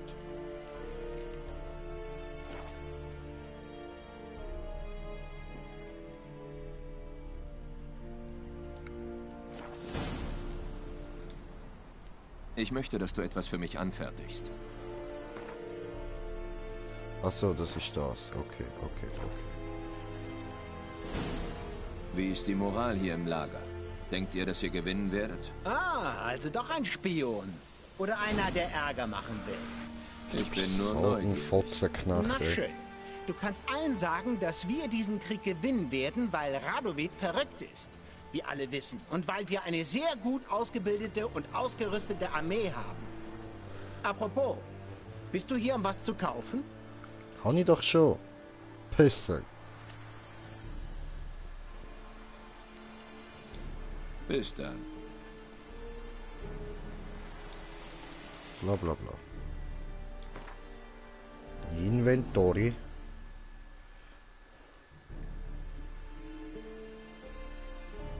Mhm. Mhm. Mhm.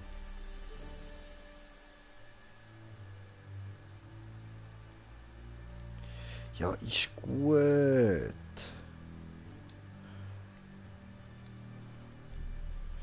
Also jetzt für alles brauche ich auch nicht hoppla. Auch nicht unbedingt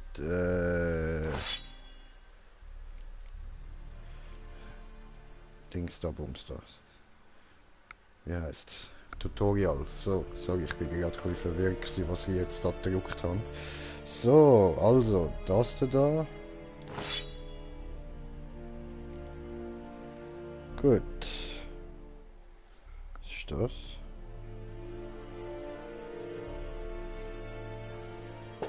Mhm.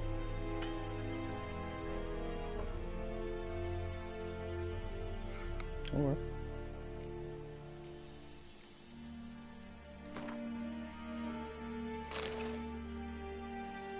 So, Fackel haben wir auch.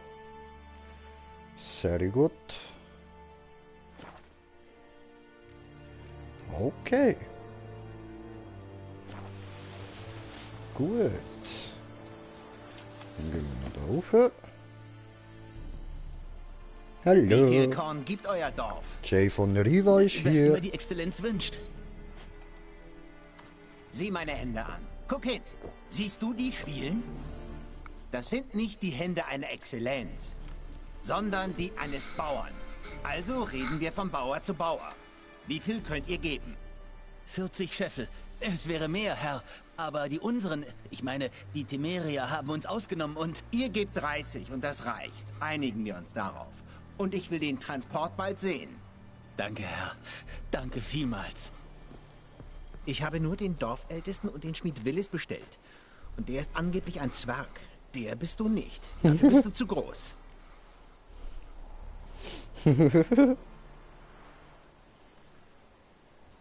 Sehr aufmerksam von dir. Geralt von Riva, Hexer. Ah, wat gern. Was Deswegen kannst habe ich du deine über Schritte Schmied? nicht gehört. Und was suchst du? Jennifer von Wengerberg. Wohin wollte sie? Das ist Militärgeheimnis. Du hast mich noch nicht rausgeworfen. Du hast die Wache nicht berufen. Also sag es. Was ist dein Angebot? Wir haben einen Greifen in der Gegend. Erschlag ihn. Dann werde ich sehen, was ich tun kann.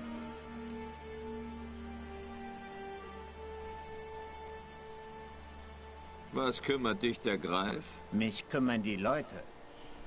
Die Bestie hat schon 10 umgebracht. Auch einige meiner Männer. Ich müsste die ganze Garnison mobilisieren, um die Wälder zu durchkämmen und sie zur Strecke zu bringen. Das ist unmöglich. Zu viel Aufwand? Nein, zu hohes Risiko. Ich kann meine Truppen nicht auseinanderziehen. Die temerische Armee mögen wir besiegt haben, aber die Bevölkerung ist noch da. Die könnte zu den Waffen greifen. Also kann ich wegen des Monsters entweder Däumchen drehen oder einen Experten beauftragen. So, also, Mike, nochmal. Ich komme nicht über. Das... Ich bin 23, Digga. Irgendwann interessieren die Weihnachtsgeschenke nicht mehr so.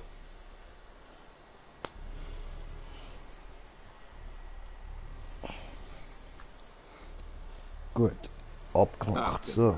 Ein paar Fragen vorweg. Weißt du, wo der Greif sein Lager hat? Zuerst So hielt er nicht. sich Ja, beim eben, weil's mich nicht Fuchswald juckt. auf. Ich habe eine Patrouille hingeschickt. 5 junge Männer. 2 Tage später hat sie einen Jäger gefunden. Ich habe sie nur an unserer Rüstung erkannt. Seitdem ist der Greif dreist geworden. Greift in Dörfern an, auf Feldern, auf der Hauptstraße. Das heißt, er hat sein Lager verlassen. Ich muss ihm eine Falle stellen. Du klingst, als wäre das nicht einfach. Was brauchst du?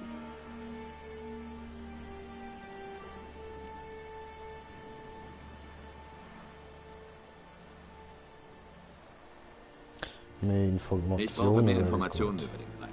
Welches Geschlecht er hat, warum er sein Lager verlassen hat. Willst du mit Zeugen reden? Die würden mir nicht sagen, was ich nicht schon weiß. Ich muss hin, wo deine Männer gestorben sind und mich umsehen. Wie heißt der Jäger, der sie gefunden hat? Mislav. Er hat eine Hütte südlich des Dorfs. Direkt am Wald. Sehr hilfsbereit. Aber auch ein bisschen seltsam. Ich brauche einen Köder. Ein bestimmtes Kraut. Kreuzdorn. Kreuzdorn? Das kenne ich nicht. Aber ich kann die Gemeinsprache noch nicht gut. Aber die Grundlagen hast du bestimmt drauf. Hände hoch. Tötet sie. Nein, ich habe mit Sprichwörtern angefangen. Spiel nicht mit dem Feuer zum Beispiel. Geh zu Tomira, der Kräuterfrau. Sie wohnt bei der Kreuzung. Sie wird dir weiterhelfen. Muss nicht, alles gut. So, okay, gut. Geht zu Tomira, der Kräuterfrau, sie wohnt bei der Kreuzung, sie wird dir weiterhelfen. Alles klar. Tomira Dankeschön. und Mislav. Danke. So und Jagden. Dankeschön. Ebenso.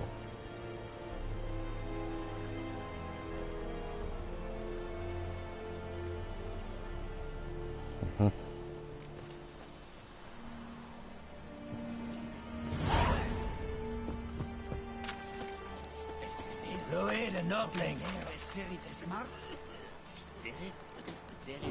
Ah, die Schnarche.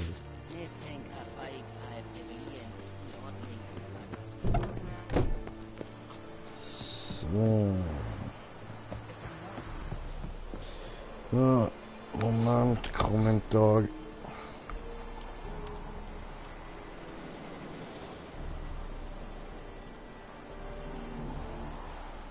Also ich gehe schlafen. Schöne Weihnachten wünsche ich dir noch. Ja, danke schön. Dir auch und schlaf gut.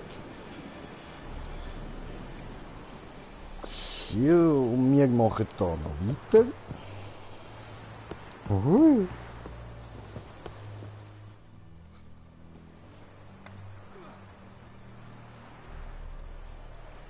Aha. Cool.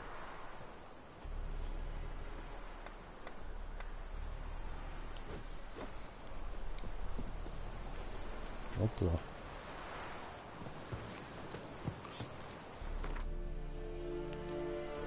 So. Gleichfalls. Tschüss. Dankeschön. Ciao, ciao.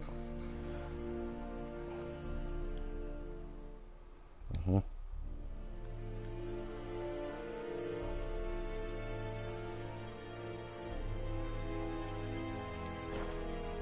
Ja. Okay.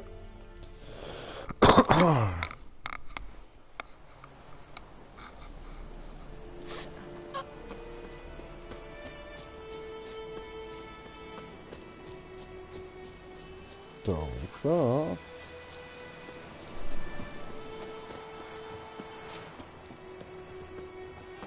So, hallöle. Bist du Kräuterfrau? Gar nicht. Gib mir den Zweizahn. Das ist die... rote Blüte? Nanu, da kennt sich einer mit Kräutern aus. Das wäre wohl übertrieben. Aber ein bisschen weiß ich. Zum Beispiel, dass Zweizahn giftig ist. In hohen Dosen. Niedrige sind schmerzstillend und bereiten schöne Träume. Oh. Und das ist alles, was ich für sie tun kann.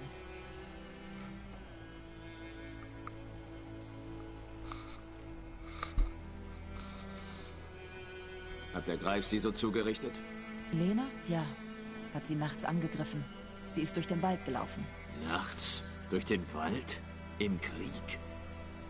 Wegen eines Jungen. Die Jugend tut dumme Dinge der Liebe wegen, weißt du? Ja, ich Die Wunden merk's. heilen, aber sie wird trotzdem sterben. In ihrem Schädel sammelt sich das Blut. Dagegen können meine Tränke nichts ausrichten.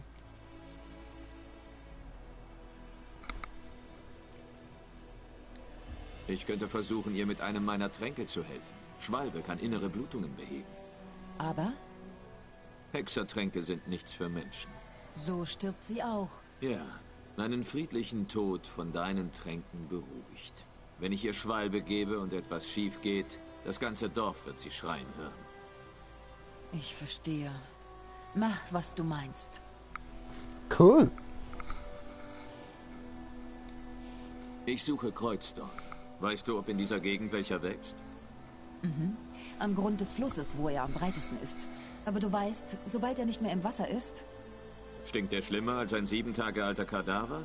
Das will ich doch hoffen. Ich jage den Greif. Der Kreuzdorn ist der Köder. Es ist seltsam. Vor ein paar Jahren hatten wir Ärger mit Ertrunkenen unter der Brücke. Das ganze Dorf musste zusammenwerfen, um einen Hexer anzuheuern.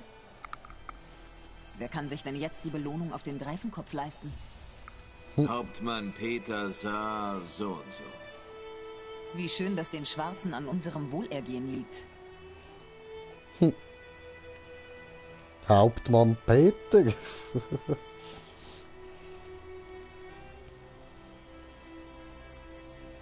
Nilfgaard schätzt eines. Ordnung.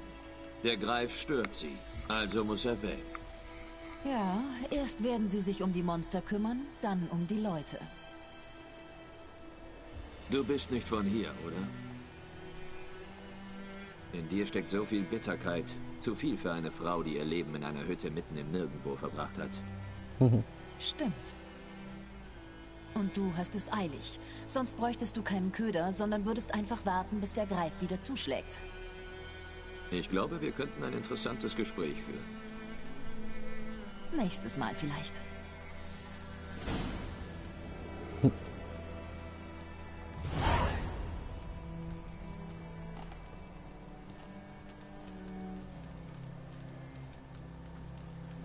Okay. Ja, und das ist jetzt auch nur 200 Meter weit weg. Voll easy.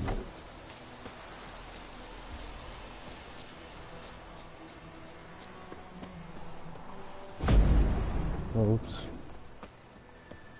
Nein, wir geben es so, genau.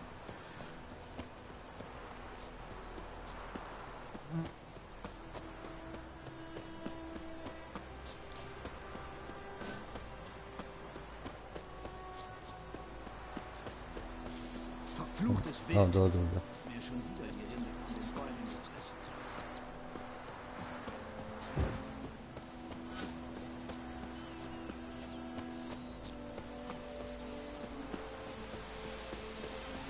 Ja, da lang.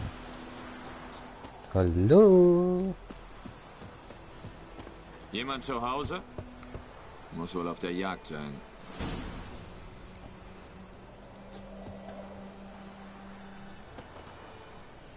Naja.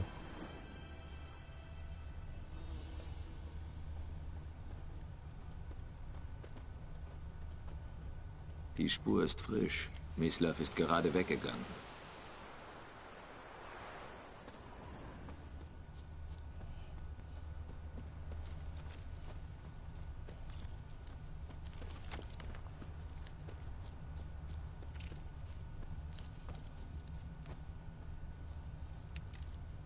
Ah.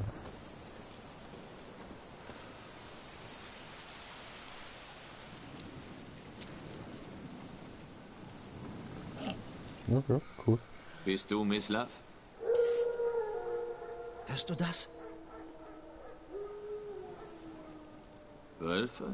Nein. Wilde Hunde. Ja. gefährlicher als Wölfe.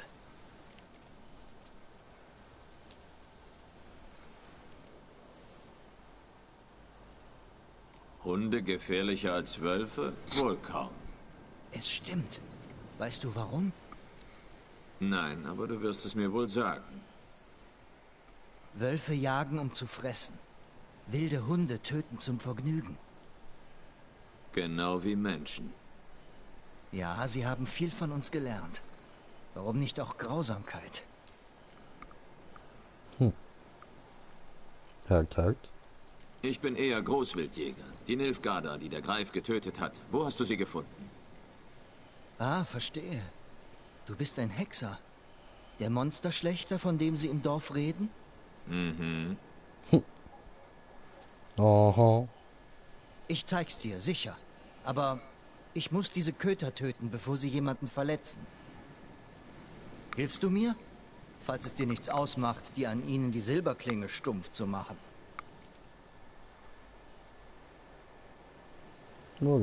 Sicher. Der Greif läuft ja nicht weg. Nein, aber die Hunde vielleicht. Seien wir leise. Komm. Sind diese Hunde schon länger ein Problem? Seit Anfang des Krieges. Soldaten unterwegs.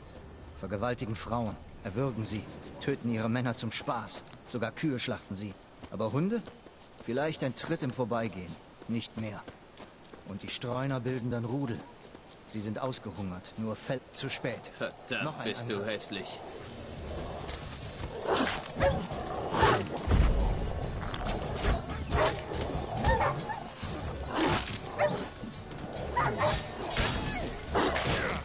Aua.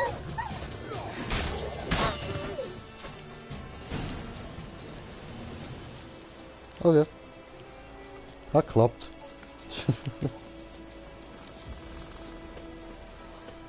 Oh.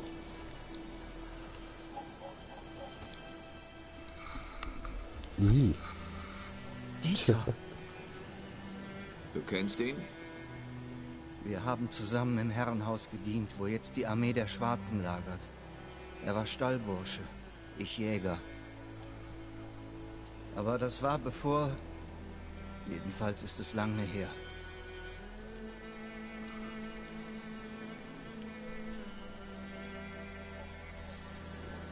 Es war wovor? Bevor sie mich aus dem Dorf vertrieben haben. Was hast du gemacht? Nichts. Ich bin ein Sonderling. Tut mir leid, ich möchte nicht drüber reden.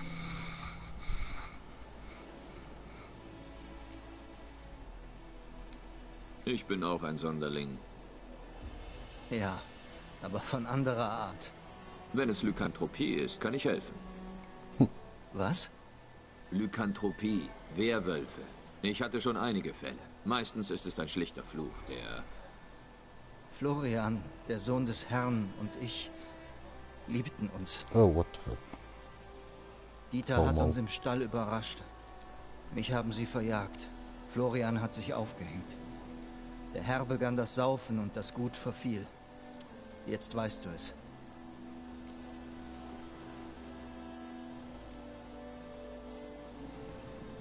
Also, kannst du mir zeigen, wo du die Nilfgaarder gefunden hast?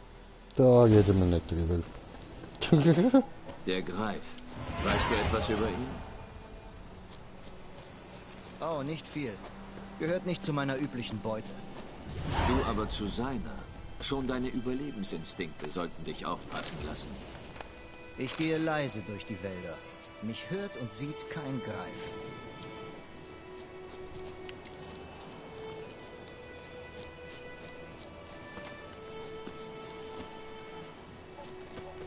Ah.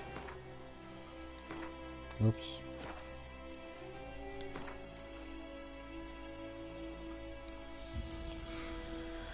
Aha.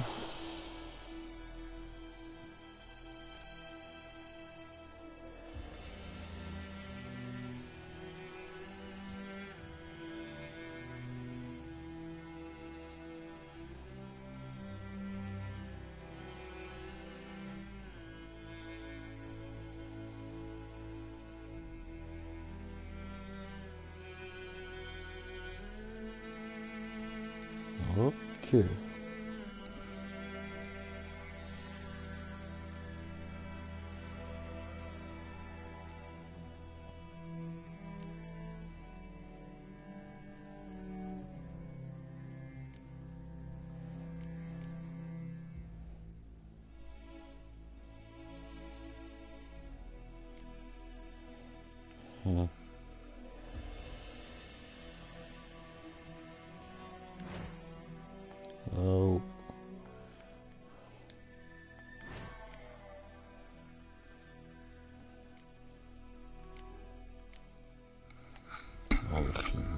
Scheiße, so. Was ist das?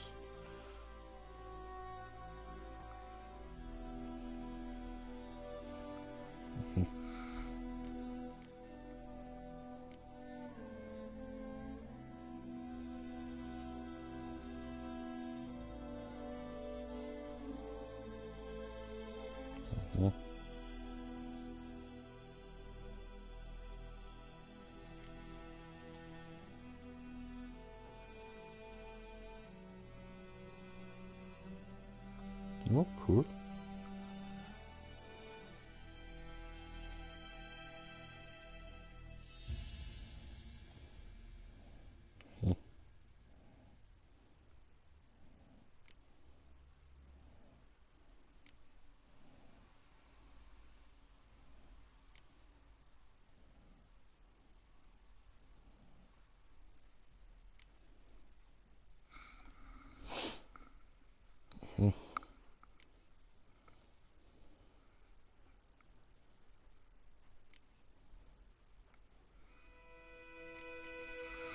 Machen wir mal.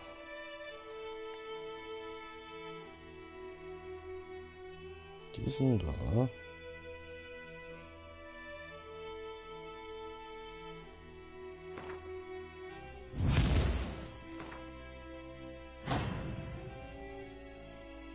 So. Mutagene. Okay. Interessant, interessant. Cool, cool, cool, cool, cool.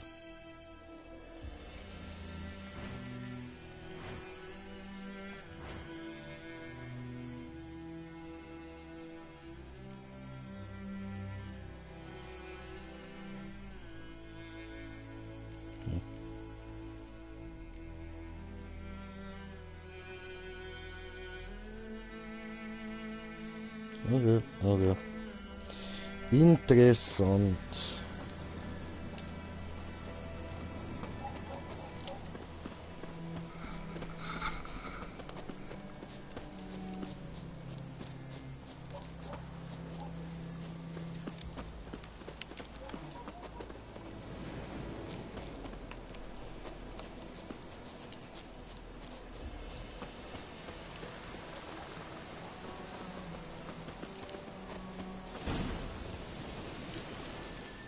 Hier war's. Einer lag dort, beim Stumpf, ohne Kopf. Ein anderer hing vom Ast, ausgeweidet. Gedärme reichten bis... Pass gut auf dich auf. Okay, ja. Das ist jetzt gerade ein bisschen komisch gewesen, aber okay. Ja, ich komme schon klar. Ich komme schon zurecht. Das ist nicht der erste Greif, mit dem ich zu tun habe. Wird wohl auch nicht der letzte sein. Hoffentlich hast du recht. Jetzt Weidmanns Heil. Dankeschön.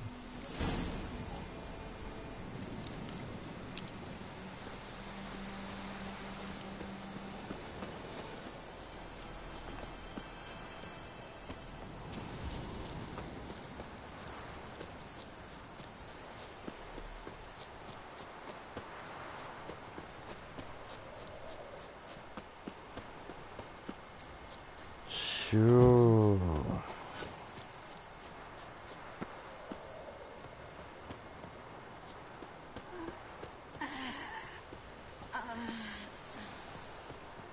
Da einer hat es anders Ausrufezeichen. Hat's denn da eine Tür? Ja, voll. Hallo? Hallo?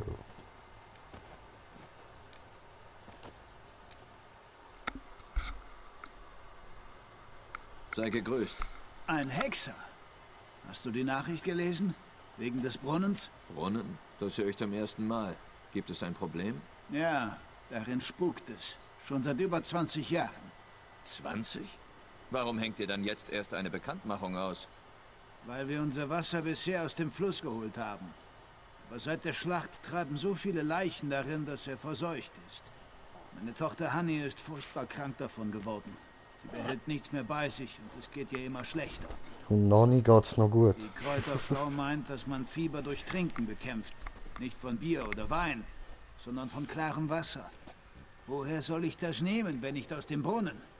Nur daraus muss erst der Geist vertrieben werden. Der lässt keinen rankommen. Aha, ist Samara dort drin, oder was? Beschreib den Geist. Ja, so ein kleines Mädchen mit so einer hässlichen Zombie-Visage und langen schwarzen Haaren, wo ihr so übers Gesicht hängt. Und so ein nasses, graues Kleid hat sie. Das war wahrscheinlich mal weiss gewesen. Dieser Geist, beschreibe ihn mir. Tja, er ist furchterregend. Schrecklich. Ich meinte, wie sieht er aus? Er sieht aus wie eine Frau. Direkt aus dem Grab. Mit einem schmutzigen Kleid, lauter Lumpen. Die Haut hängt von den Knochen und sie heult, als ob sie leiden würde. Eine Erscheinung. Oder vielleicht ein Alp. Wenn du sie nicht verjagst, Meister, wenn du nichts tust, bringt sie meine Tochter um.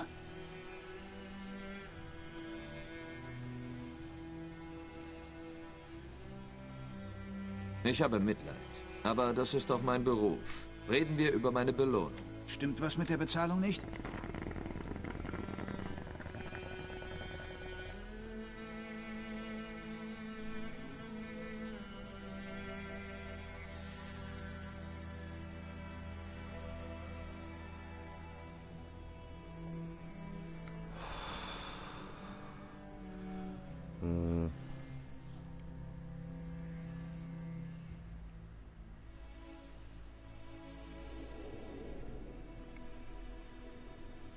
Ich habe im Leben noch nie so viel Geld gesehen. Ja. Wenn du mit dem Preis runtergehst, können wir uns einig werden. Wenn du mit dem Preis runtergehst, können wir uns einig werden. Gut, dann ist das geklärt. Gut, ich helfe. Wo ist dieser Brunnen? In Hüttel. Das ist ein Dorf auf den Höhenzügen. Jetzt ist es verlassen. Niemand traut sich hin, weil der Geist da ist. Bitte, verscheuche ihn. Aha.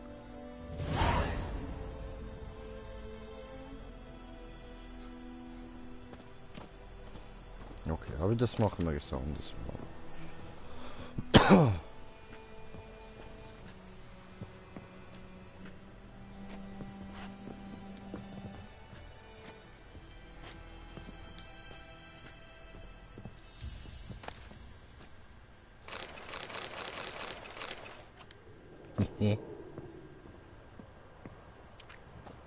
Danke fürs Zeug, ja.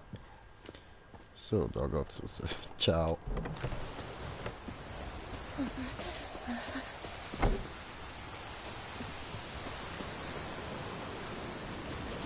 Gut, also. So, wie geht jetzt das mit, was ich vorher gesehen habe, mit dem Meditieren? Moment.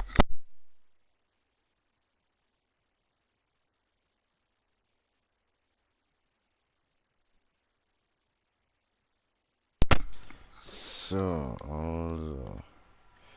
Machen wir mal bis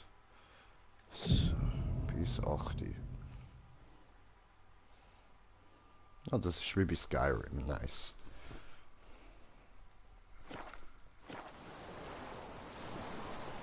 Cool.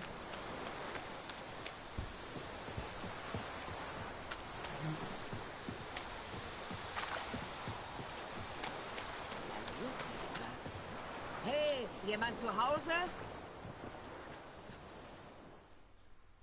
Schlüssel verloren, meine Liebe? Nein, nicht den Schlüssel. Meine Pfanne. Die Hütte steht leer. Stand sie jedenfalls bis zum Abend vor der Schlacht. Dann lief ein Mann da rein, der tat, als gehöre ihm alles. Stand später an meinem Fenster und lugte hinein. Muss mich gesehen haben, denn als nächstes kam er direkt auf mich zu. Da schnappte ich meine Pfanne zum Schutz. Aber er sagte nur höflich: Meine Liebe, hättest du wohl etwas Birkenrinde oder Blaubeeren, vielleicht auch ein paar Kohlen? Ich sagte nein Und du bist ja verrückt, dass du die Leute nachts um solchen Schnickschnack bittest. Aber ich sah, dass er gar nicht zuhörte. Er starrte auf die Pfanne wie eine Elster auf den Kopper. Leih sie mir, Mütterchen. Ich geb sie dir morgen wieder. Da habe ich gestaunt. Was will er denn nachts braten? Aber ich habe ein gutes Herz. Da habe ich sie ihm gegeben.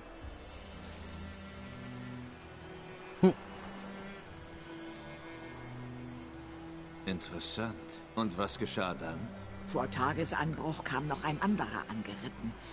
Aber morgens brach nur der erste Mann auf, verschloss die Tür, sprang auf sein Pferd und ich habe weder ihn noch meine Pfanne wiedergesehen. Sie war alt und verrußt und nicht viel wert, schätze ich. Aber eine andere habe ich nicht. Willst du mir nicht helfen, Jungchen? Einer alten Witwe die Pfanne zurückbringen? Ich kriege diese Tür nicht aufgebrochen. Und ich habe auch Angst. Es stinkt so schlimm. Ich glaube, der andere Kerl, der liegt da noch drin. Maybe. Mein erster Pfannenauftrag. Gut, ich gehe mal rein und sehe mich um. Du solltest lieber hier warten. Nur für den Fall.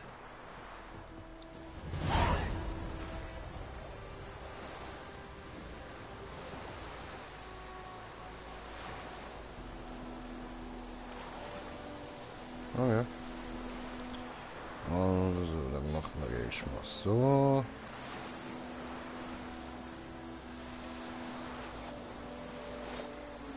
So. Gut. Also.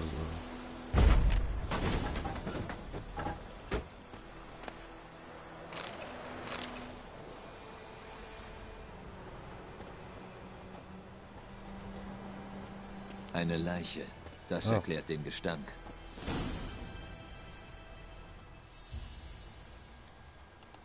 Seine Kehle, er wurde erdrosselt. Dann einige alte Narben. Wie bei einem Soldaten. Wie bitte, mein Lieber? Nichts, nichts.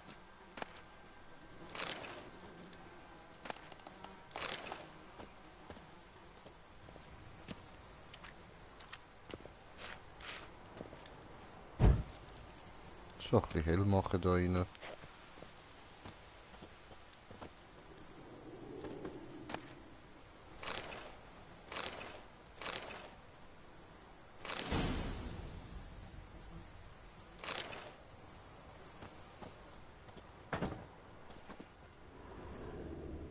Aha.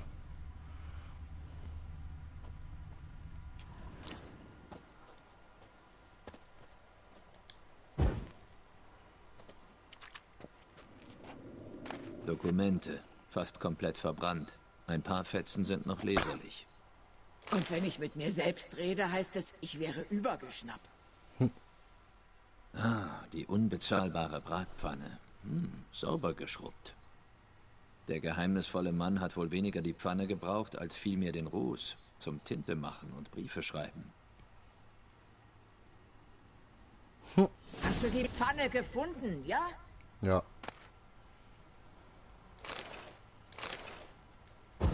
Ah, ups.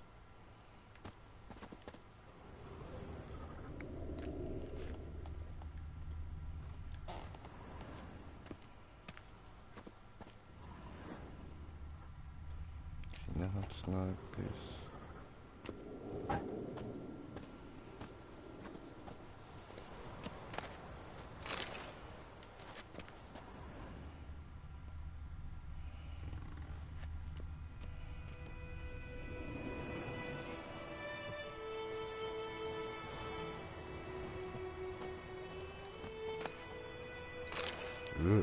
Grusig.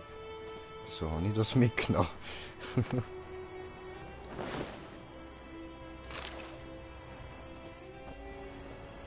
Okay. Hoppla. So schaut's da nicht mehr interessant. Okay.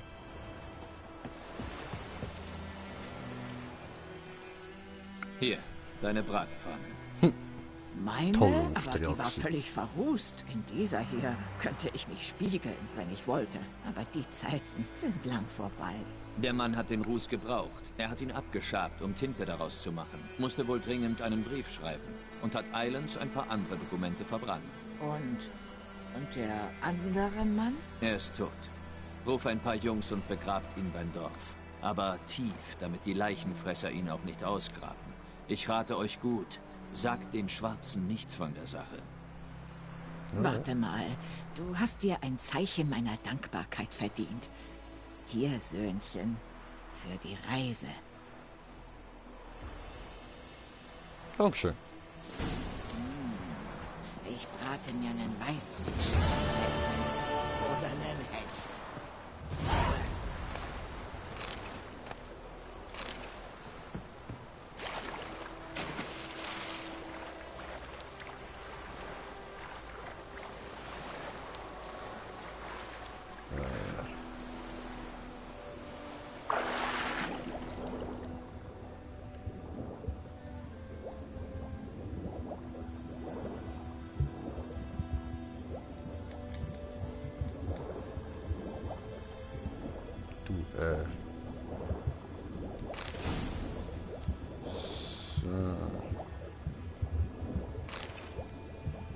Wie viel brauche ich? Das langt schon, ne? Aber dass wir safe genug haben.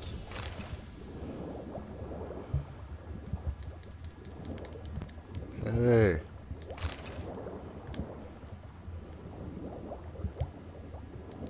Oh.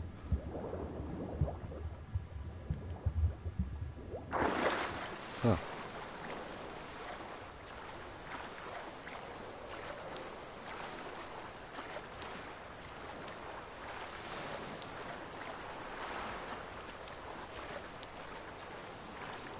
Okay, gut. Gehen wir wieder zurück.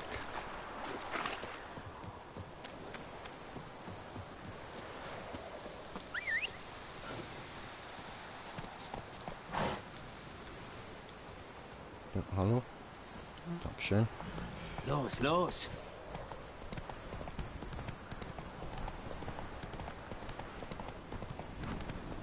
Suchst du Ärger? Suchst du Ärger?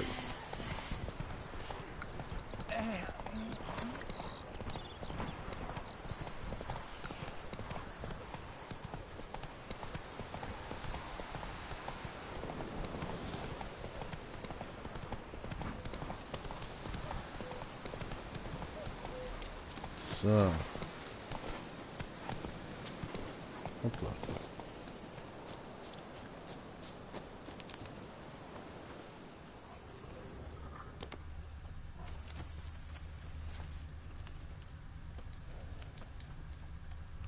Ja, come on.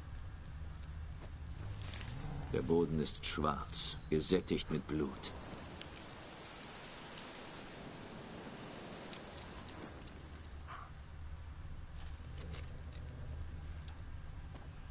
Die Nilfgaarder haben gefeiert. Der Greif hat sie gestört. Ein Lager?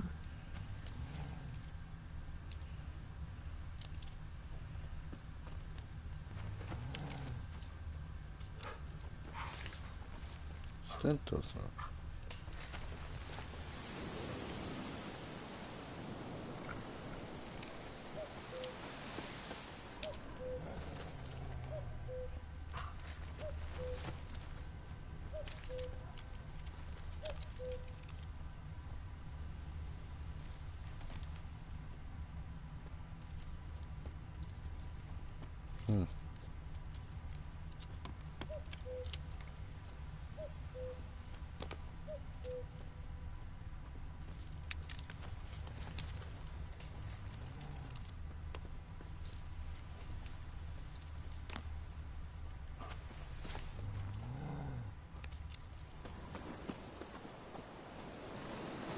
Finde da nichts mehr.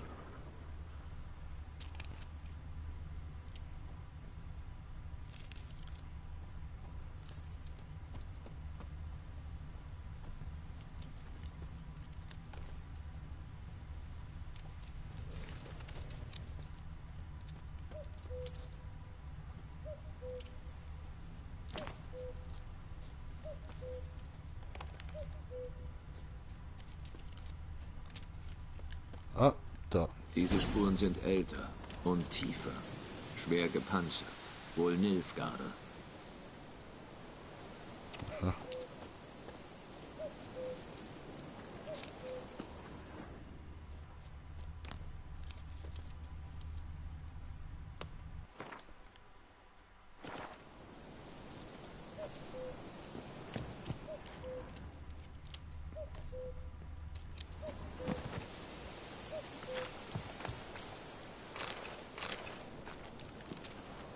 Hallo?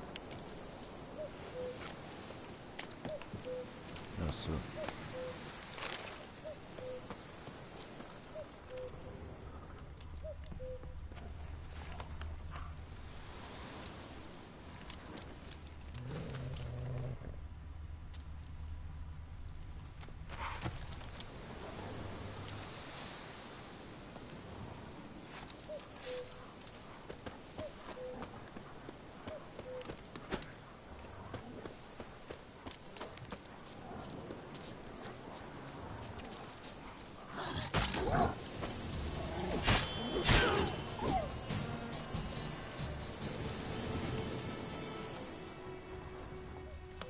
Keine mehr um. Gut.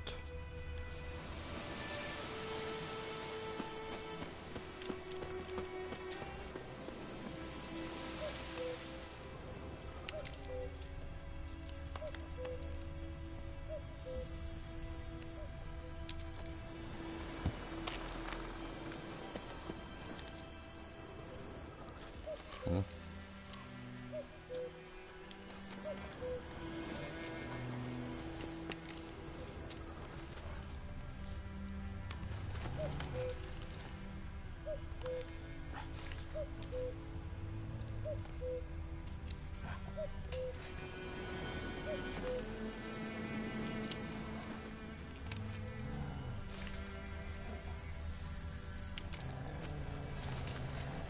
Kommen die jetzt da hier?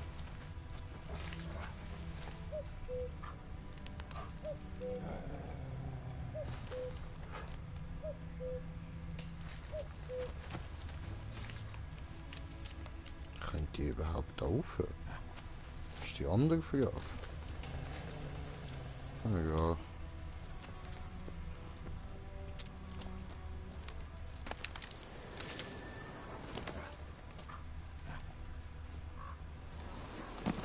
Ups.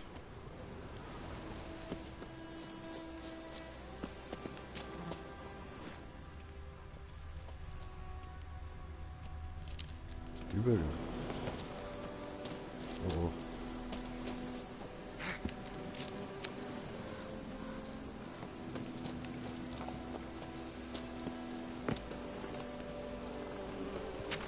Au. Das Greifennest. Oder was davon übrig ist. Gib mir das. Das geht nicht, okay. Keine Ahnung, komm, der geht nicht. Grief ist schon Die tot. Leiche ist ein paar Wochen alt. Der Mann hat noch gelebt, als der Greif ihn hergebracht hat. Ein langsames Sterben. Knochen, Pferd, Hund, Mensch, einige Monatsvorräte. Hm.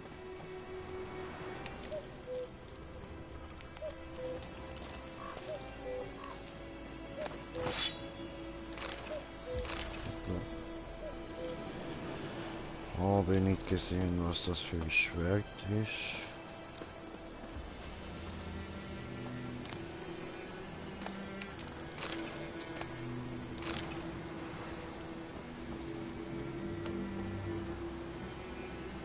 Verbrannt.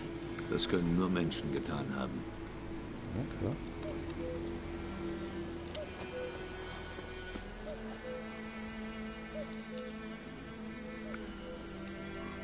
Das Weibchen. Die Maden in ihren Wunden sind schon geschlüpft. Ist mindestens seit einer Woche tot. Der andere Greif muss ein Männchen sein.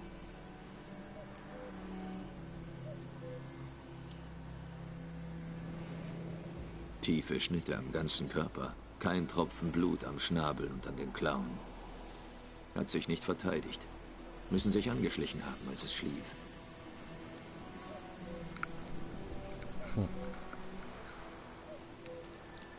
Abgenutzte Schnabelspitze, graues Haar im Fell, 10, 12 Jahre alt. Greifen finden sich zu Paaren zusammen, wenn sie jung sind. Das Männchen muss etwa das gleiche Alter haben.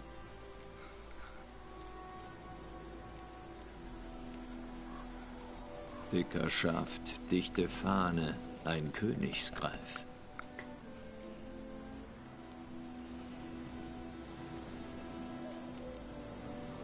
Okay. Das erklärt, warum das Männchen, dem ich begegnet bin, so aggressiv war. Er hat erst die Nilfgaarder hier im Wald gejagt und dann angefangen, durch die Gegend zu stromern. Ich habe getan, was ich konnte. Ich sollte mit Wesemir reden.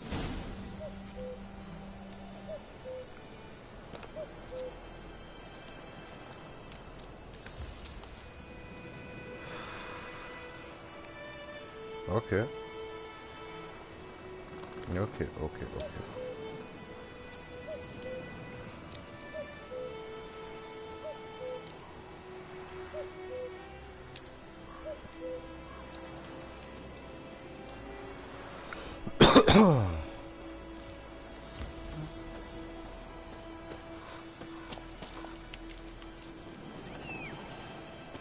Pony. Hi. Los, lauf!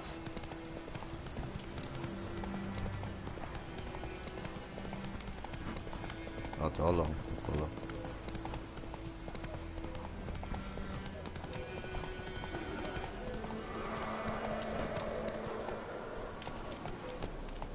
Ah, das ist der Geist.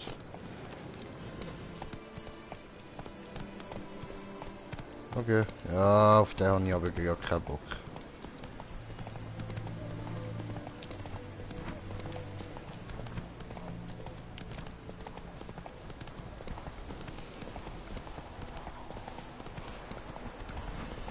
Ups. Hat missfragt aus Versehen das Kind in die Fresse gekriegt.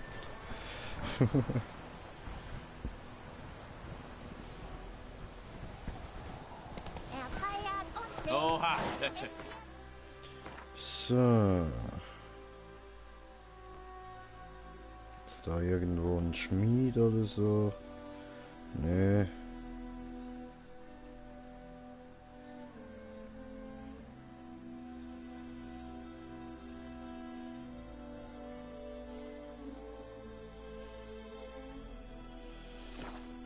Okay. Dann fällt er ins Bett und stößt sich Ach komm, ganz halt's doll. Maul. Und am Morgen hat er die Hose. Goldemar, trinkst du ein Gläschen mit mir? Ich heiße jetzt Derwa.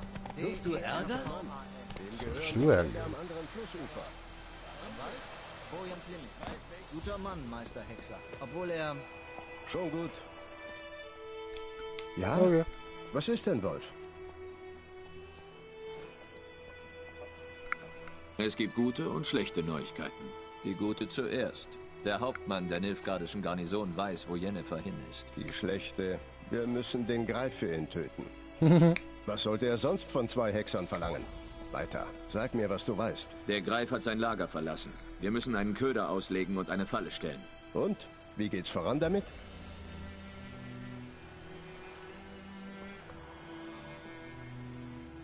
Ich habe ein paar Dinge erfahren. Er ist ein Männchen und hatte ein Nest im Fuchswald. Die Nilfgaarder haben das Nest niedergebrannt, sein Weibchen getötet und die Eier zerstört. Und geglaubt, das Problem wäre gelöst. Immer das Gleiche. Statt einen Experten zu holen, versuchen die Leute es selbst und machen alles noch schlimmer.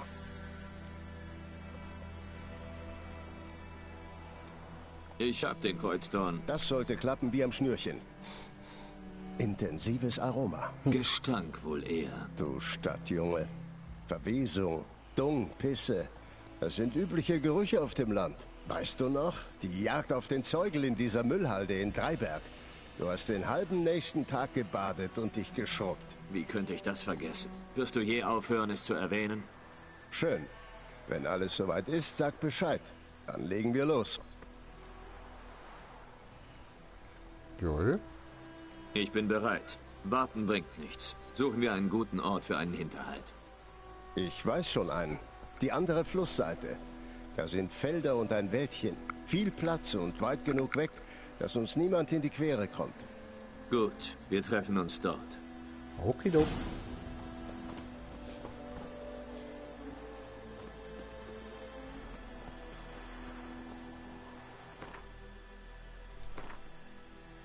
Trank herstellen.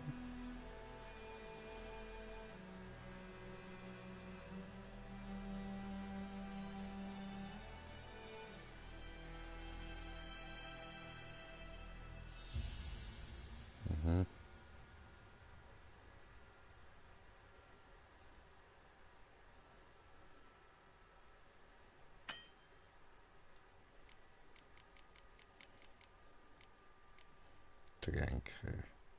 Donner.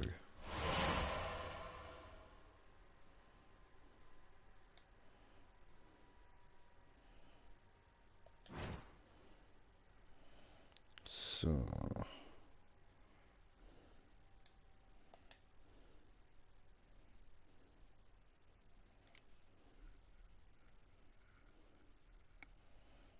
Mhm.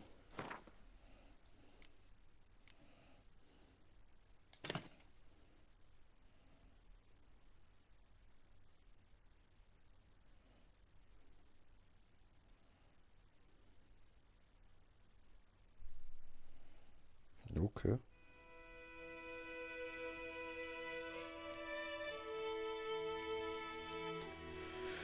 Und was ist das? Aha, interessant.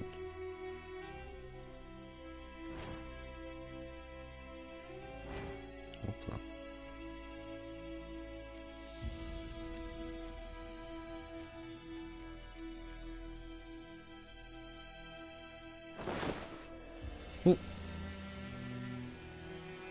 Sieht ja gar nicht behindert aus.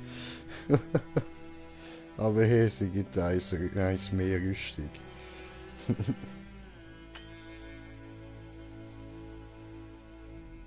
Mhm.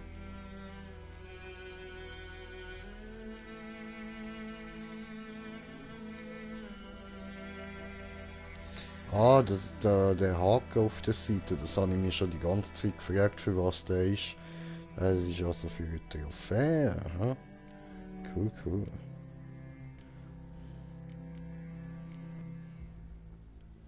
Okay. Gut, aber ich würde sagen, wir machen das anders mal weiter. Und ich bedanke mich mal ganz herzlich fürs Zuschauen. Und hoffe, ihr seid beim nächsten Mal auch wieder dabei. Da nochmal so zum Abschluss. Der Geralt. Damit wünsche ich euch noch einen schönen Abend. Morgen, Tag, was auch immer, wann immer ihr das Video schaut. Ja, der nächste Teil wird dann wieder ein bisschen kürzer sein, so. Der erste mache ich immer ein bisschen länger, aber bei den anderen habe ich vor, nicht mehr allzu lang machen. Gut, in dem Fall, bis zum nächsten Mal, euer Green Jay, Peace!